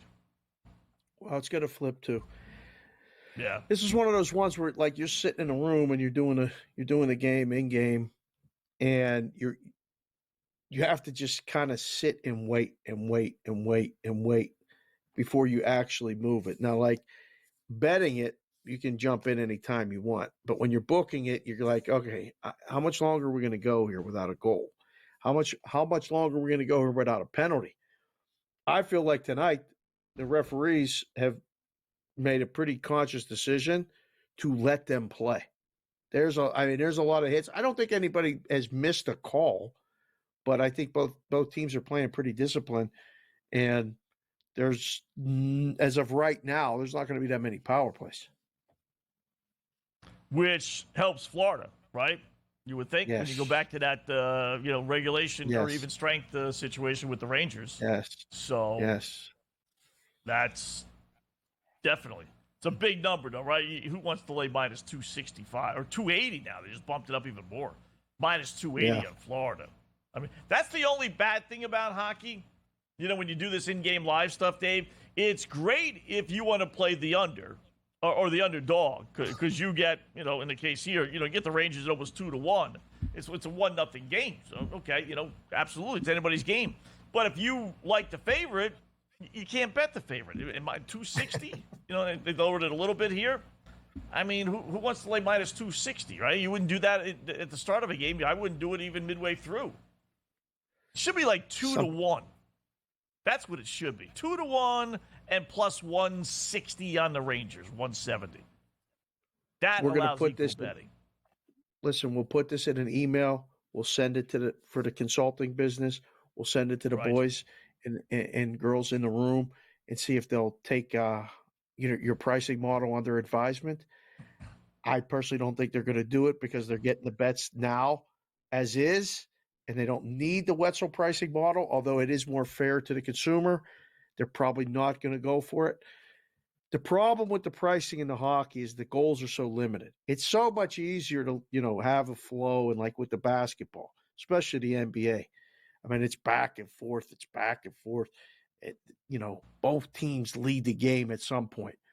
There's a lot of games in the NHL where there's only 2-3 goals scored and one team never leads. So you have to make the dog price enticing, but you also have to make the favorite price. Not that it hurts when you play it, but it gives you that little pain in your side where you're like, 280? I got to lay 280 in a game that's 1-0 and half the game's left. It gives you pause, and that's all the book's trying to do in that spot. But don't they get so much underdog money that they realize, we have to lower those? I guess not. If they don't do it, they don't do it. It means they're not getting it. No. But if I gave you 10 bettors for this game right now, forget over under, how many do you think are betting on the Rangers? 9 to 1, 8 to 2. Oh no, I was going to say half. Say half. Yeah, because you think half the people are betting on the Florida Panthers right now and laying 280? Yeah, really? Because they like them before the game, so they're piling on, and they're going. Well, if they score the next goal, they're minus 550. Right. So it's probably more than you think. It's definitely not 9-1 on the dog. No way. I will tell you this, Ranger fans, don't give up hope. It's only 1-0 first off. 2, 3-1 this postseason, trailing after the first period. So they clearly can come back.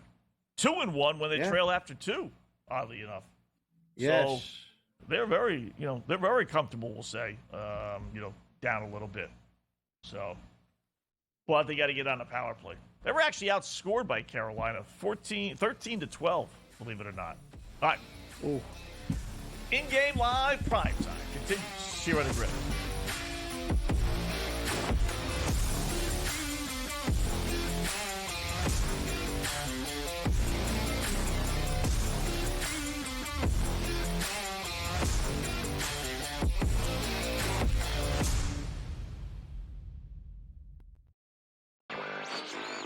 A surprise winner on the PGA Tour. Taylor Pendrith ends up winning his first PGA Tour win. He was pretty darn lucky to win. Ben Coles should have won that tournament. Also seeking his first PGA Tour victory, he went into the 18th hole, the easiest hole on the golf course, with a one-shot lead, and he was there in 2, just less than 30 feet from the cup. Newswire, only on SportsGrid. The Bostonian versus the book. Do Leafs fans stop watching hockey now, or do they root for other Canadian teams, Cam? No, I'm not a proponent of that, and it's actually kind of bothered me that all of the people in Toronto are kind of like, oh, now I'm going to cheer for the Oilers. Why? What was your affiliation with the Oilers? Canucks still exist. I don't lose automatically and say, yeah, I'm going to cheer for the Ottawa Senators because they're Canadian. No, I cheer for my bets. The Bostonian versus the book. A lot of books, and outside of the New York area, the Canes are actually favored in Game 1 of this series. I'm seeing it right now. I'm looking. I see a minus 115 Canes, Rangers minus 105. I like the 6 and 7 games prop, like I took with Boston, Toronto, which we now know is going to cash. I think it's got a chance to go the distance. It's going to be a long, tough, close series. Sports Rage Late Night, only on SportsGrid. The Cam Rising stuff last year with Utah, 3 months of pretending he was questionable with a torn ACL, ridiculous. It's a lot of gray right now when it comes to this stuff, and we really are. When people say we're in the second or third inning of sports betting, that's why I agree, because there's so many of those situations that are very, very difficult to explain to a novice. Game time decisions, only on SportsGrid.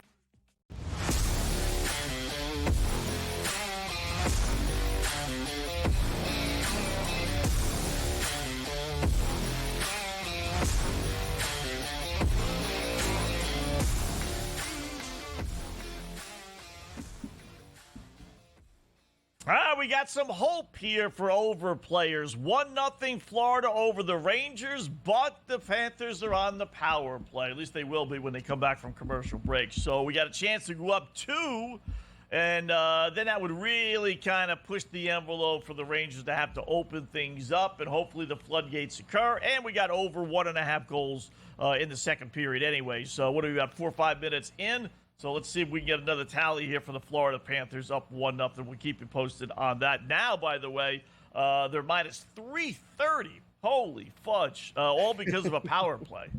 Yes. Yikes! Yeah. Now This is no the one's only betting sport them now, right? but this is the only sport where like this happens, right? You get the power play situation and it moves based on what could happen. So now if you think the Rangers are going to get the next goal, you get the best price possible. If you think they kill the penalty, you're going to be sitting pretty with a price that will not exist, because this will come back down a little bit even if they don't score. But if if the Panthers score, you're going to be left with a really good price on something that you're going to be able to get a really better price on with a 2-0 deficit. So it's all gambling. That's what we're doing. That's why you do it. Yep. Yeah. Nice little short-handed Ranger goal, then power play Panthers goal wouldn't be asking for too much, would it? We get 2 for the price of 1. That would be nice. Oh, come on. Goal? The Pirates. The Pirates just gave up a run. It's now 5-5 in the ninth. We were cruising. We're not cruising anymore. I don't know what just happened. Wow. What just happened? Blew it. Oh, 2 outs in the ninth. Single. Tying run. Wow. All right. Extra innings. We could have extra innings. Bet. Right? You could go 11.5 right now. Yep. It's 5-5. Yeah, it's locked. Got to put that in. Got it locked. Yep. I think I just got mine in. Let's see. Did I get it? I did. Yeah, how about that? Up. I just got it in. 11.5. Always play the 1 extra run. Chances are real good there's going to be at least 2 runs scored in those extra inning games. So, listen, Pittsburgh could win 6-5 bottom of the ninth. That's the gamble you take, but I'm willing to take that gamble. I am. Okay. Phillies up, did I say Phillies win? Or Pirates? It could win 6-5 bottom of the ninth. Phillies up 11-4, blowing out Texas. Well, I tell you, Texas is turning into just a go-against team as well. They're really struggling of late. Red Sox 8-5 over the Devil Dogs. 13.5. Oh, it's bottom of the ninth. Okay. Never mind. Stanks up 5-zip against Seattle. I didn't think they were going to get swept, but yeah. Yep. The Mariners did win the first 2 games of the series. The Yankees, look at this, 27-11 versus righties. Just one of those nights. The Yankees are doing what they're supposed to be doing. You mentioned the Phillies before. I got this stat from my buddy. I call him Sweet Lou from the 412. Pittsburgh guy. He sent me a text. He loves the show. He's watching right now. Phillies are a wagon, he said. Team total over 29-4 in their last 33 games. Not only are they getting the pitch, they are scoring runs. Phillies team total 29-4 over the last 33. Wow. Put that one in your back pocket for the podcast and for future reference, boys and girls. That's pretty strong. That's really strong. That is amazing. I'll give you one. You want one? Let me see if it's in play first for tomorrow. Are the Marlins playing tomorrow? Oh, the Marlins aren't playing tomorrow. Hold on. Let me see if they're playing Friday. Short card tomorrow. Yeah, real short. Miami Marlins. Where the heck are you? Where are the dopey Marlins? Skeens K-Prop over. Let's do it. Oh, yeah. All right. Tomorrow. Zach Gallen is pitching, so it's not in play. But when the Miami Marlins face a left-handed pitcher this year, 1-17. Whoa. They're actually about 500 against right-handers. A couple games under 500, like respectable. 1-17. Now, that's in itself bizarre, Dave, but it's even more bizarre because it's against lefties when most teams have a bunch of righties, right, and normally do well against lefties. Yeah. 1-17 this year. That is amazing. I got to put that one on. I'm putting that one on the menu for tomorrow. Yeah, we're going to give Wetzel full credit with that one. 1-17 versus lefties. Excellent. Okay. Yeah. Good. All right. Got to put that under the S&W Corporation. We got to put all these great trends under these things. So without a doubt. Without a doubt. 1-17. Like that 19 straight 6 goals or more trend. How's that working out for us?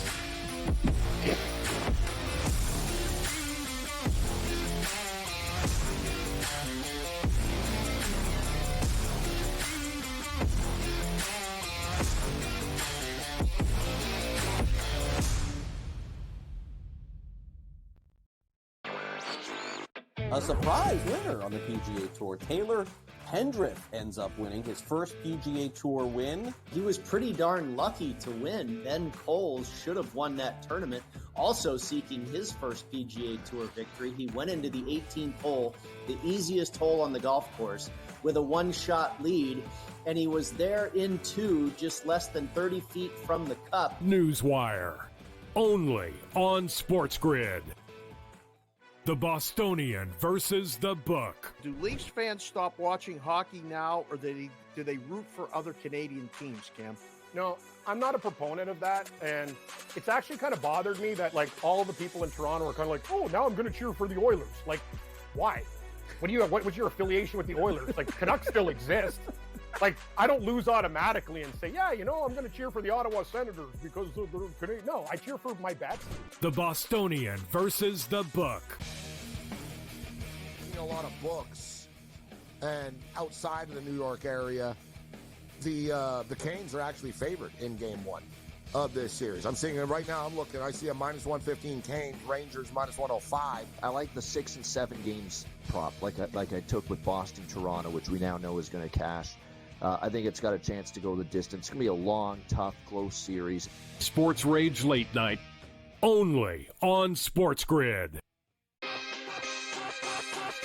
The Cam Rising stuff last year with Utah, 3 months of pretending he was questionable with a torn ACL, ridiculous. It's a lot of gray right now when it comes to this stuff, and we really are. When people say we're in like the second or third inning of sports betting, that's why I agree, because there's so many of those situations that are very, very difficult to explain to a novice. Game time decisions, only on SportsGrid.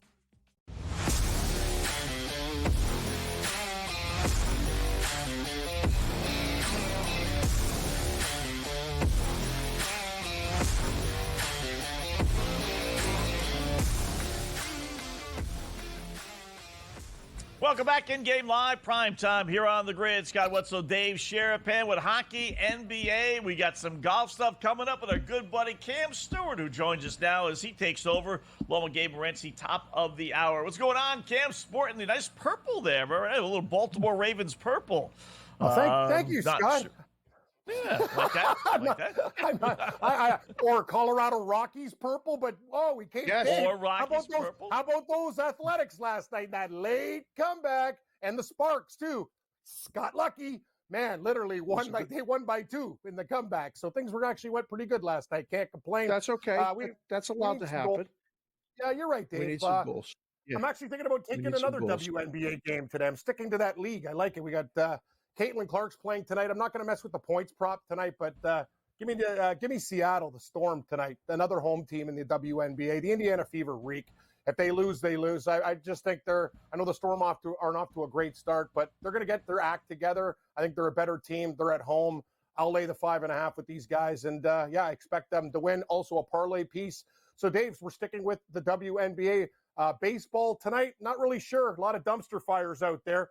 How about those Royals? Can you guys believe the Kansas City Royals have won 6 games in a row? They're a 32-win baseball team. Oh, my God. All these guys do is keep winning, putting money in people's pockets.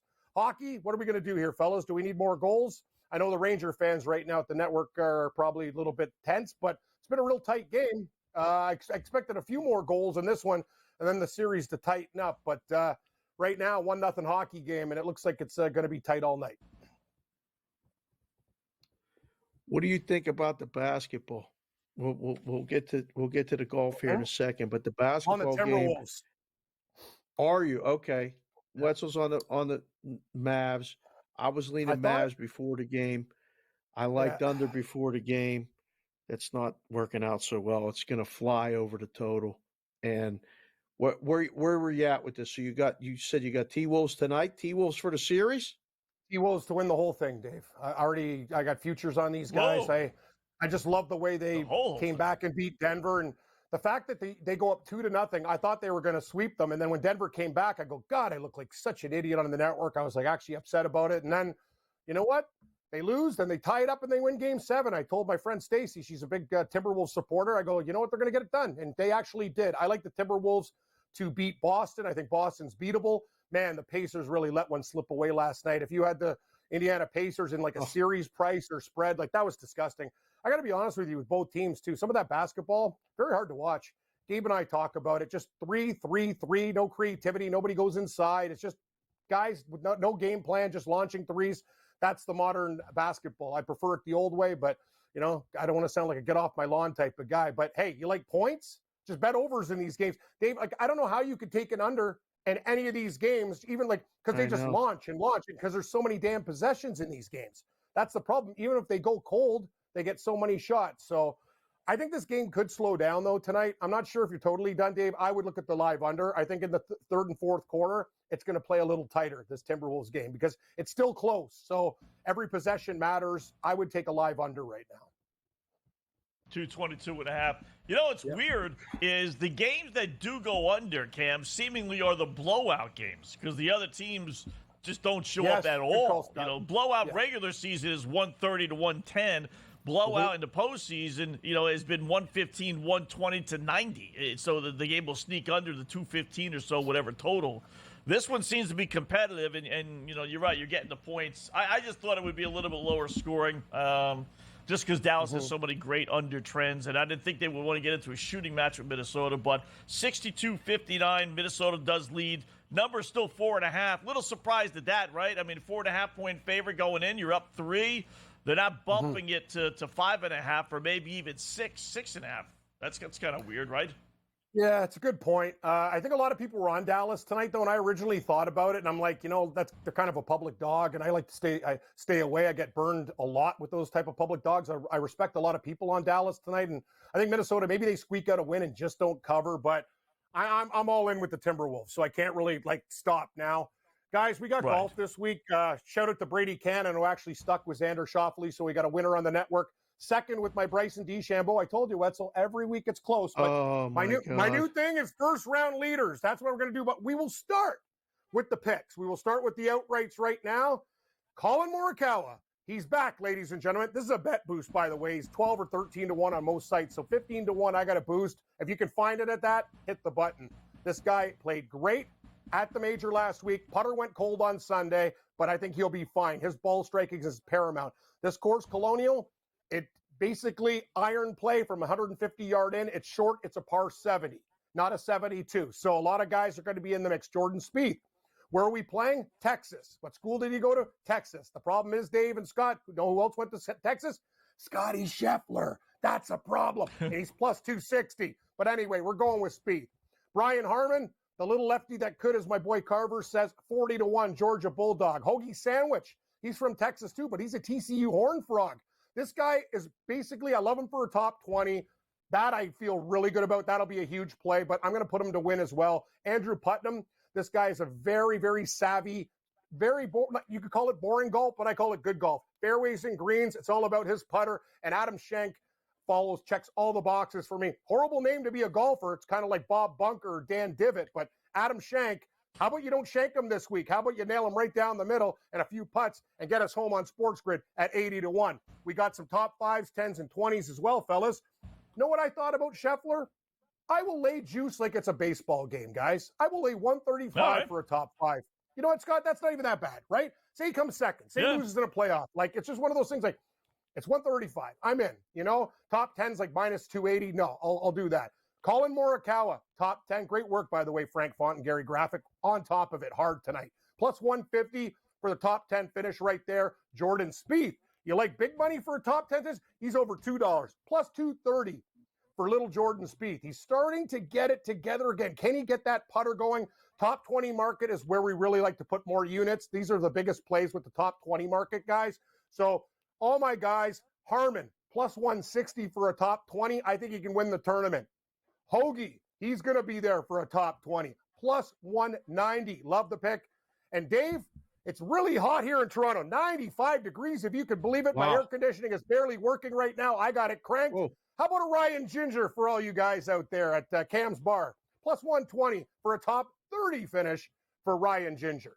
First round leaders, let's do it. Wetzel, let's go for 3 weeks in a row. It went Schauffele. He's not playing this week. Who are we going to go with? Morikawa. See the difference, Scott? I told you about this. He's 12, 13 in the tournament. He's 25. Check the sites, guys. It's nuts. And I love Morikawa. He's coming out of the gates really hot. Every week he's on page 1 of the leaderboard. Harris English, another fast starter from the University of Georgia at 42. Ryan Ginger, it obviously is my drink of choice this week. I got him for first round lead as well, 60-1. Captain Kirk. Wow, a lot of Georgia Bulldogs I got here. Yep. He went to Georgia too. 60-1. Big Bo Hostler, home game, Texas Longhorn. And Mr. Thursday, Patrick Rogers out of Stanford. He loves Thursday and Friday leaderboards at 100-1. I will take my chance. First round leaders, I'm going to sprinkle on Spieth and all my other guys too. This is my market now because if I win, I have money to play with the weekend, guys, and it's been better to me. I don't want to be heartbroken again. My girlfriend says, Cam, we could have done it again. Financial freedom. I go, sorry, honey. That's Ron Bryson, second place again. You're with a second place boyfriend? That's who I am. And we bet on second place golfers. Bryson DeChambeau. Wish I had Schauffele. Congrats to Brady Cannon. That was Is this one of those tournaments that's super low scoring, Cam? Are they lighting this thing up? They could, but it depends, Dave. The only course defense for this one is pretty short wind. A lot of Texas, they get a lot of really crazy winds at Colonial. That's the only thing. But a lot of these guys who played at those schools, especially Texas golfers, they're very good in the wind. Canadians with the conditions up here, I looked at a few of them, but they didn't make the cut this week. So those are the guys I'm looking at. Hopefully we can hit a winner. But I like to tell the people, attack the top 20 markets, even if you have to lay a little bit of juice, because only one man wins the golf tournament.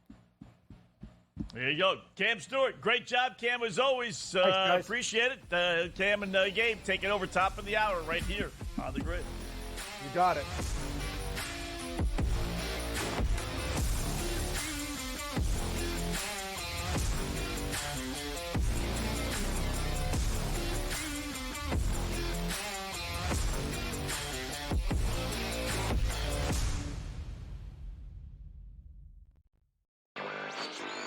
A surprise winner on the PGA Tour. Taylor Pendrith ends up winning his first PGA Tour win. He was pretty darn lucky to win. Ben Coles should have won that tournament. Also seeking his first PGA Tour victory, he went into the 18th hole, the easiest hole on the golf course, with a one-shot lead, and he was there in two, just less than 30 feet from the cup. Newswire, only on SportsGrid. The Bostonian versus the book. Do Leafs fans stop watching hockey now, or do they root for other Canadian teams, Cam? No, I'm not a proponent of that, and it's actually kind of bothered me that like all the people in Toronto are kind of like, oh, now I'm going to cheer for the Oilers. Like, why? What's your affiliation with the Oilers? Like, Canucks still exist. Like, I don't lose automatically and say, yeah, I'm going to cheer for the Ottawa Senators because they're Canadian. No, I cheer for my bats. The Bostonian versus the book. A lot of books, and outside of the New York area, the Canes are actually favored in Game 1 of this series. I'm seeing it right now. I'm looking. I see a -115 Canes, Rangers -105. I like the 6 and 7 games prop, like I took with Boston, Toronto, which we now know is going to cash. I think it's got a chance to go the distance. It's going to be a long, tough, close series. Sports Rage Late Night, only on SportsGrid. The Cam Rising stuff last year with Utah, 3 months of pretending he was questionable with a torn ACL, ridiculous. It's a lot of gray right now when it comes to this stuff, and we really are. When people say we're in like the second or third inning of sports betting, that's why I agree, because there's so many of those situations that are very, very difficult to explain to a novice. Game time decisions, only SportsGrid.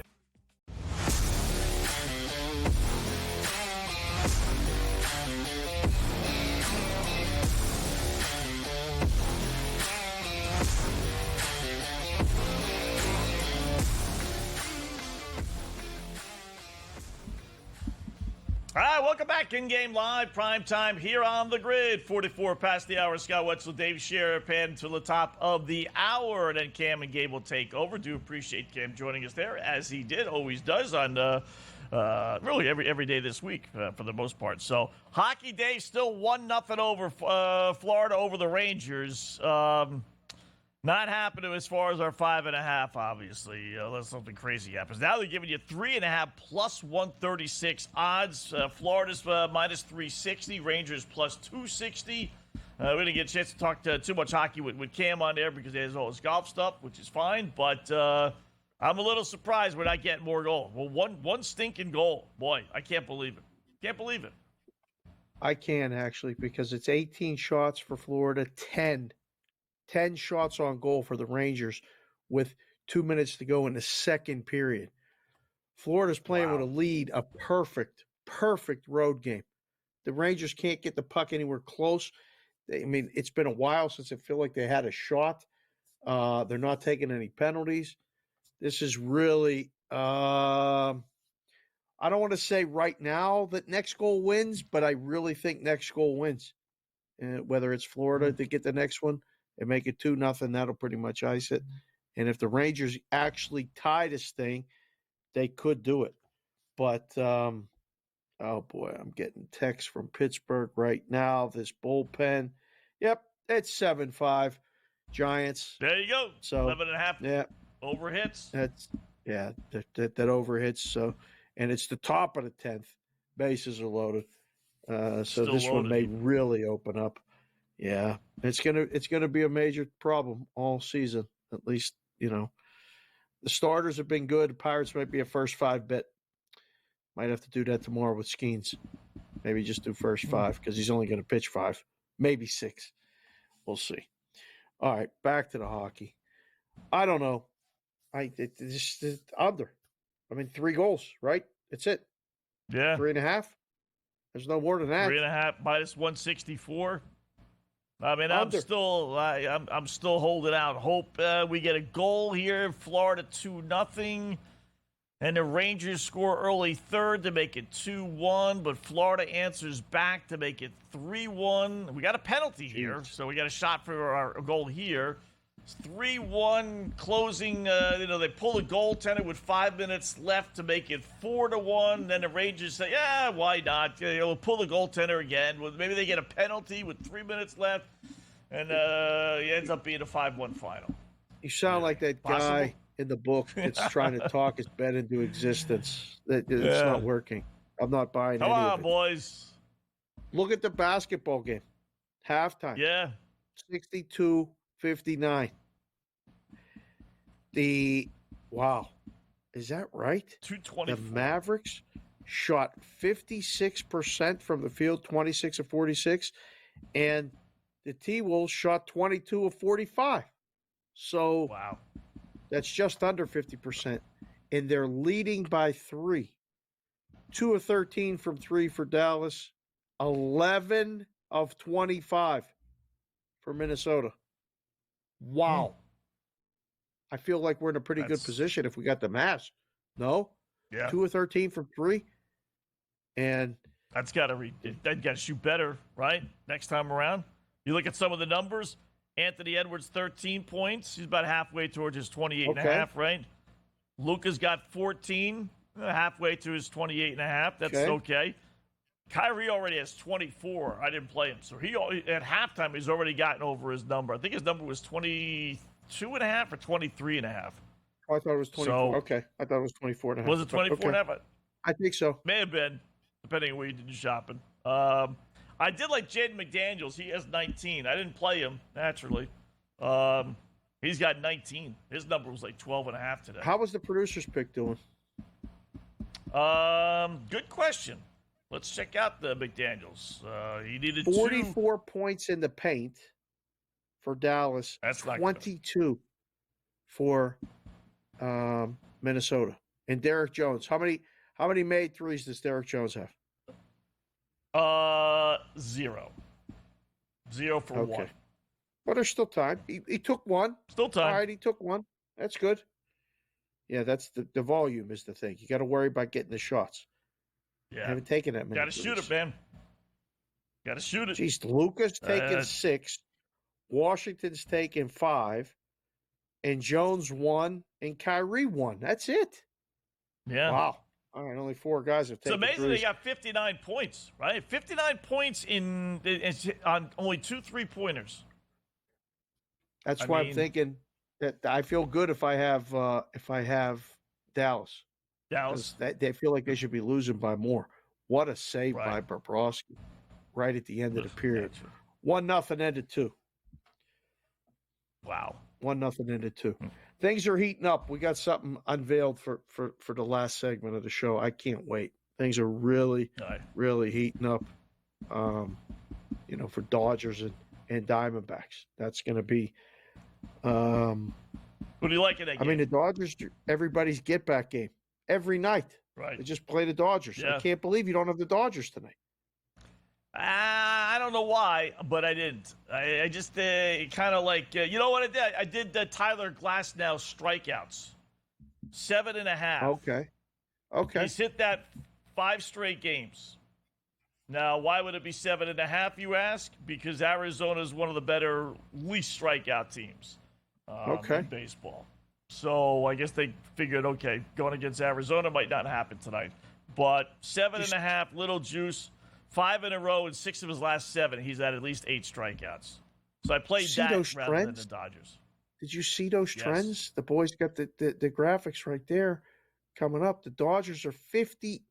What does that say? 58-24 after a loss, and you didn't want to get on the Dodgers today? 7-15 after a win.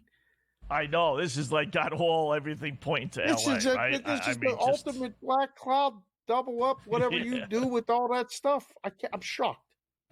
Something just doesn't. Glasnow didn't pitch well his last game. Dodgers had lost 2 straight with him pitching. Wow. I don't know. Something's not right with this game for me. The Wetzel spider sense is tingling. Yeah.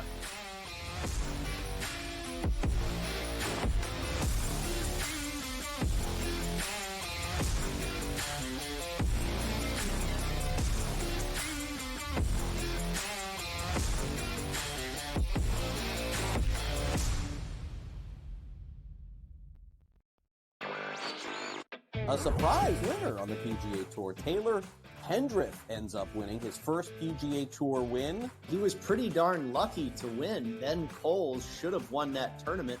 Also seeking his first PGA Tour victory, he went into the 18th hole, the easiest hole on the golf course, with a 1-shot lead, and he was there in 2, just less than 30 feet from the cup. Newswire, only on SportsGrid. The Bostonian versus the Book. Do Leafs fans stop watching hockey now, or do they root for other Canadian teams, Cam? No, I'm not a proponent of that, and it's actually kind of bothered me that like all the people in Toronto are kind of like, oh, now I'm going to cheer for the Oilers. Like, why? What was your affiliation with the Oilers? Like, Canucks still exist. Like, I don't lose automatically and say, yeah, I'm going to cheer for the Ottawa Senators because they're Canadian. No, I cheer for my bats. The Bostonian versus the Book. A lot of books, and outside of the New York area, the Canes are actually favored in Game 1 of this series. I'm seeing it right now. I'm looking. I see a -115 Canes, Rangers -105. I like the 6 and 7 games prop, like I took with Boston, Toronto, which we now know is going to cash.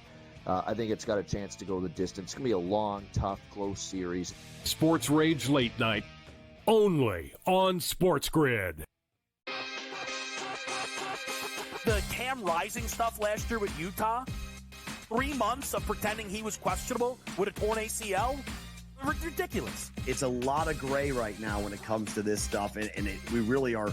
When people say we're in like the second or third inning of sports betting, that's why I agree, because there's so many of those situations that are very, very difficult to explain to a novice. Game time decisions, only on SportsGrid.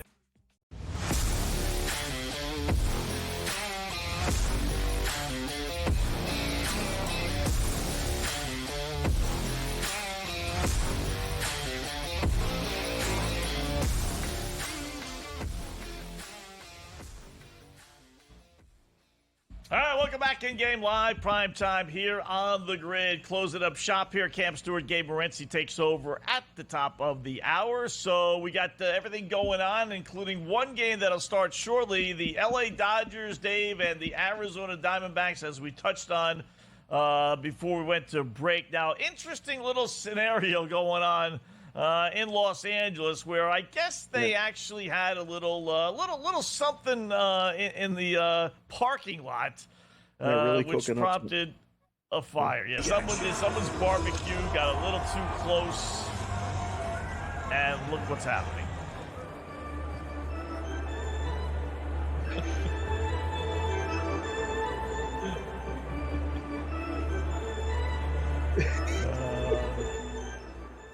So the organist decides to play. Now you know what song that is, right? Yep. We didn't start the fire. Billy Joel.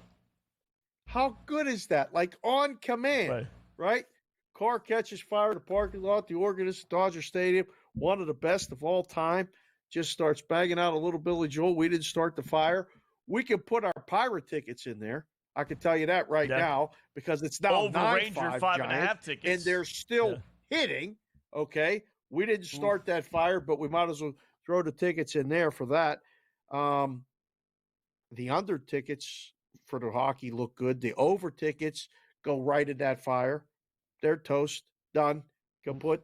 I don't know what kind of dream you got about getting this hockey game over. It's not happening. We got the basketball game. Those under tickets, done. We're toast there. So unders in basketball, no good. Under in hockey, good. Over in hockey, one of those nights. no good. Just one of those nights. Yeah. Just one of those nights. Just one of those nights. I'll tell you one thing you have to do is you got to get rid of Aroldis Chapman. One of our watchers sent me the play-by-play of him. No innings pitched. He didn't get credit for any innings pitched. He gave up 1 run, 3 walks, Dave. He came in and threw 16 pitches, 2 for strikes.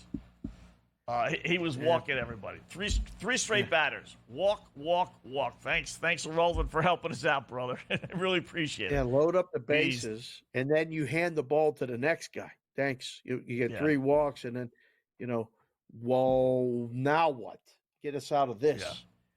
Okay. Well, the Rockies are up 2-0 already in the first inning over the A's. So Cam's purple was a sign. That was a good start for him. Although the Rockies led yesterday and the A's came back. Now's probably a good time. If you like the A's before, you can grab them in game. It's not a bad move. What is that? Plus 1.5. Even money. How about that? We haven't even come to the plate yet. Wow. We got the home team plus 1.5 even money. That's a good bet, Wetzel. Wow.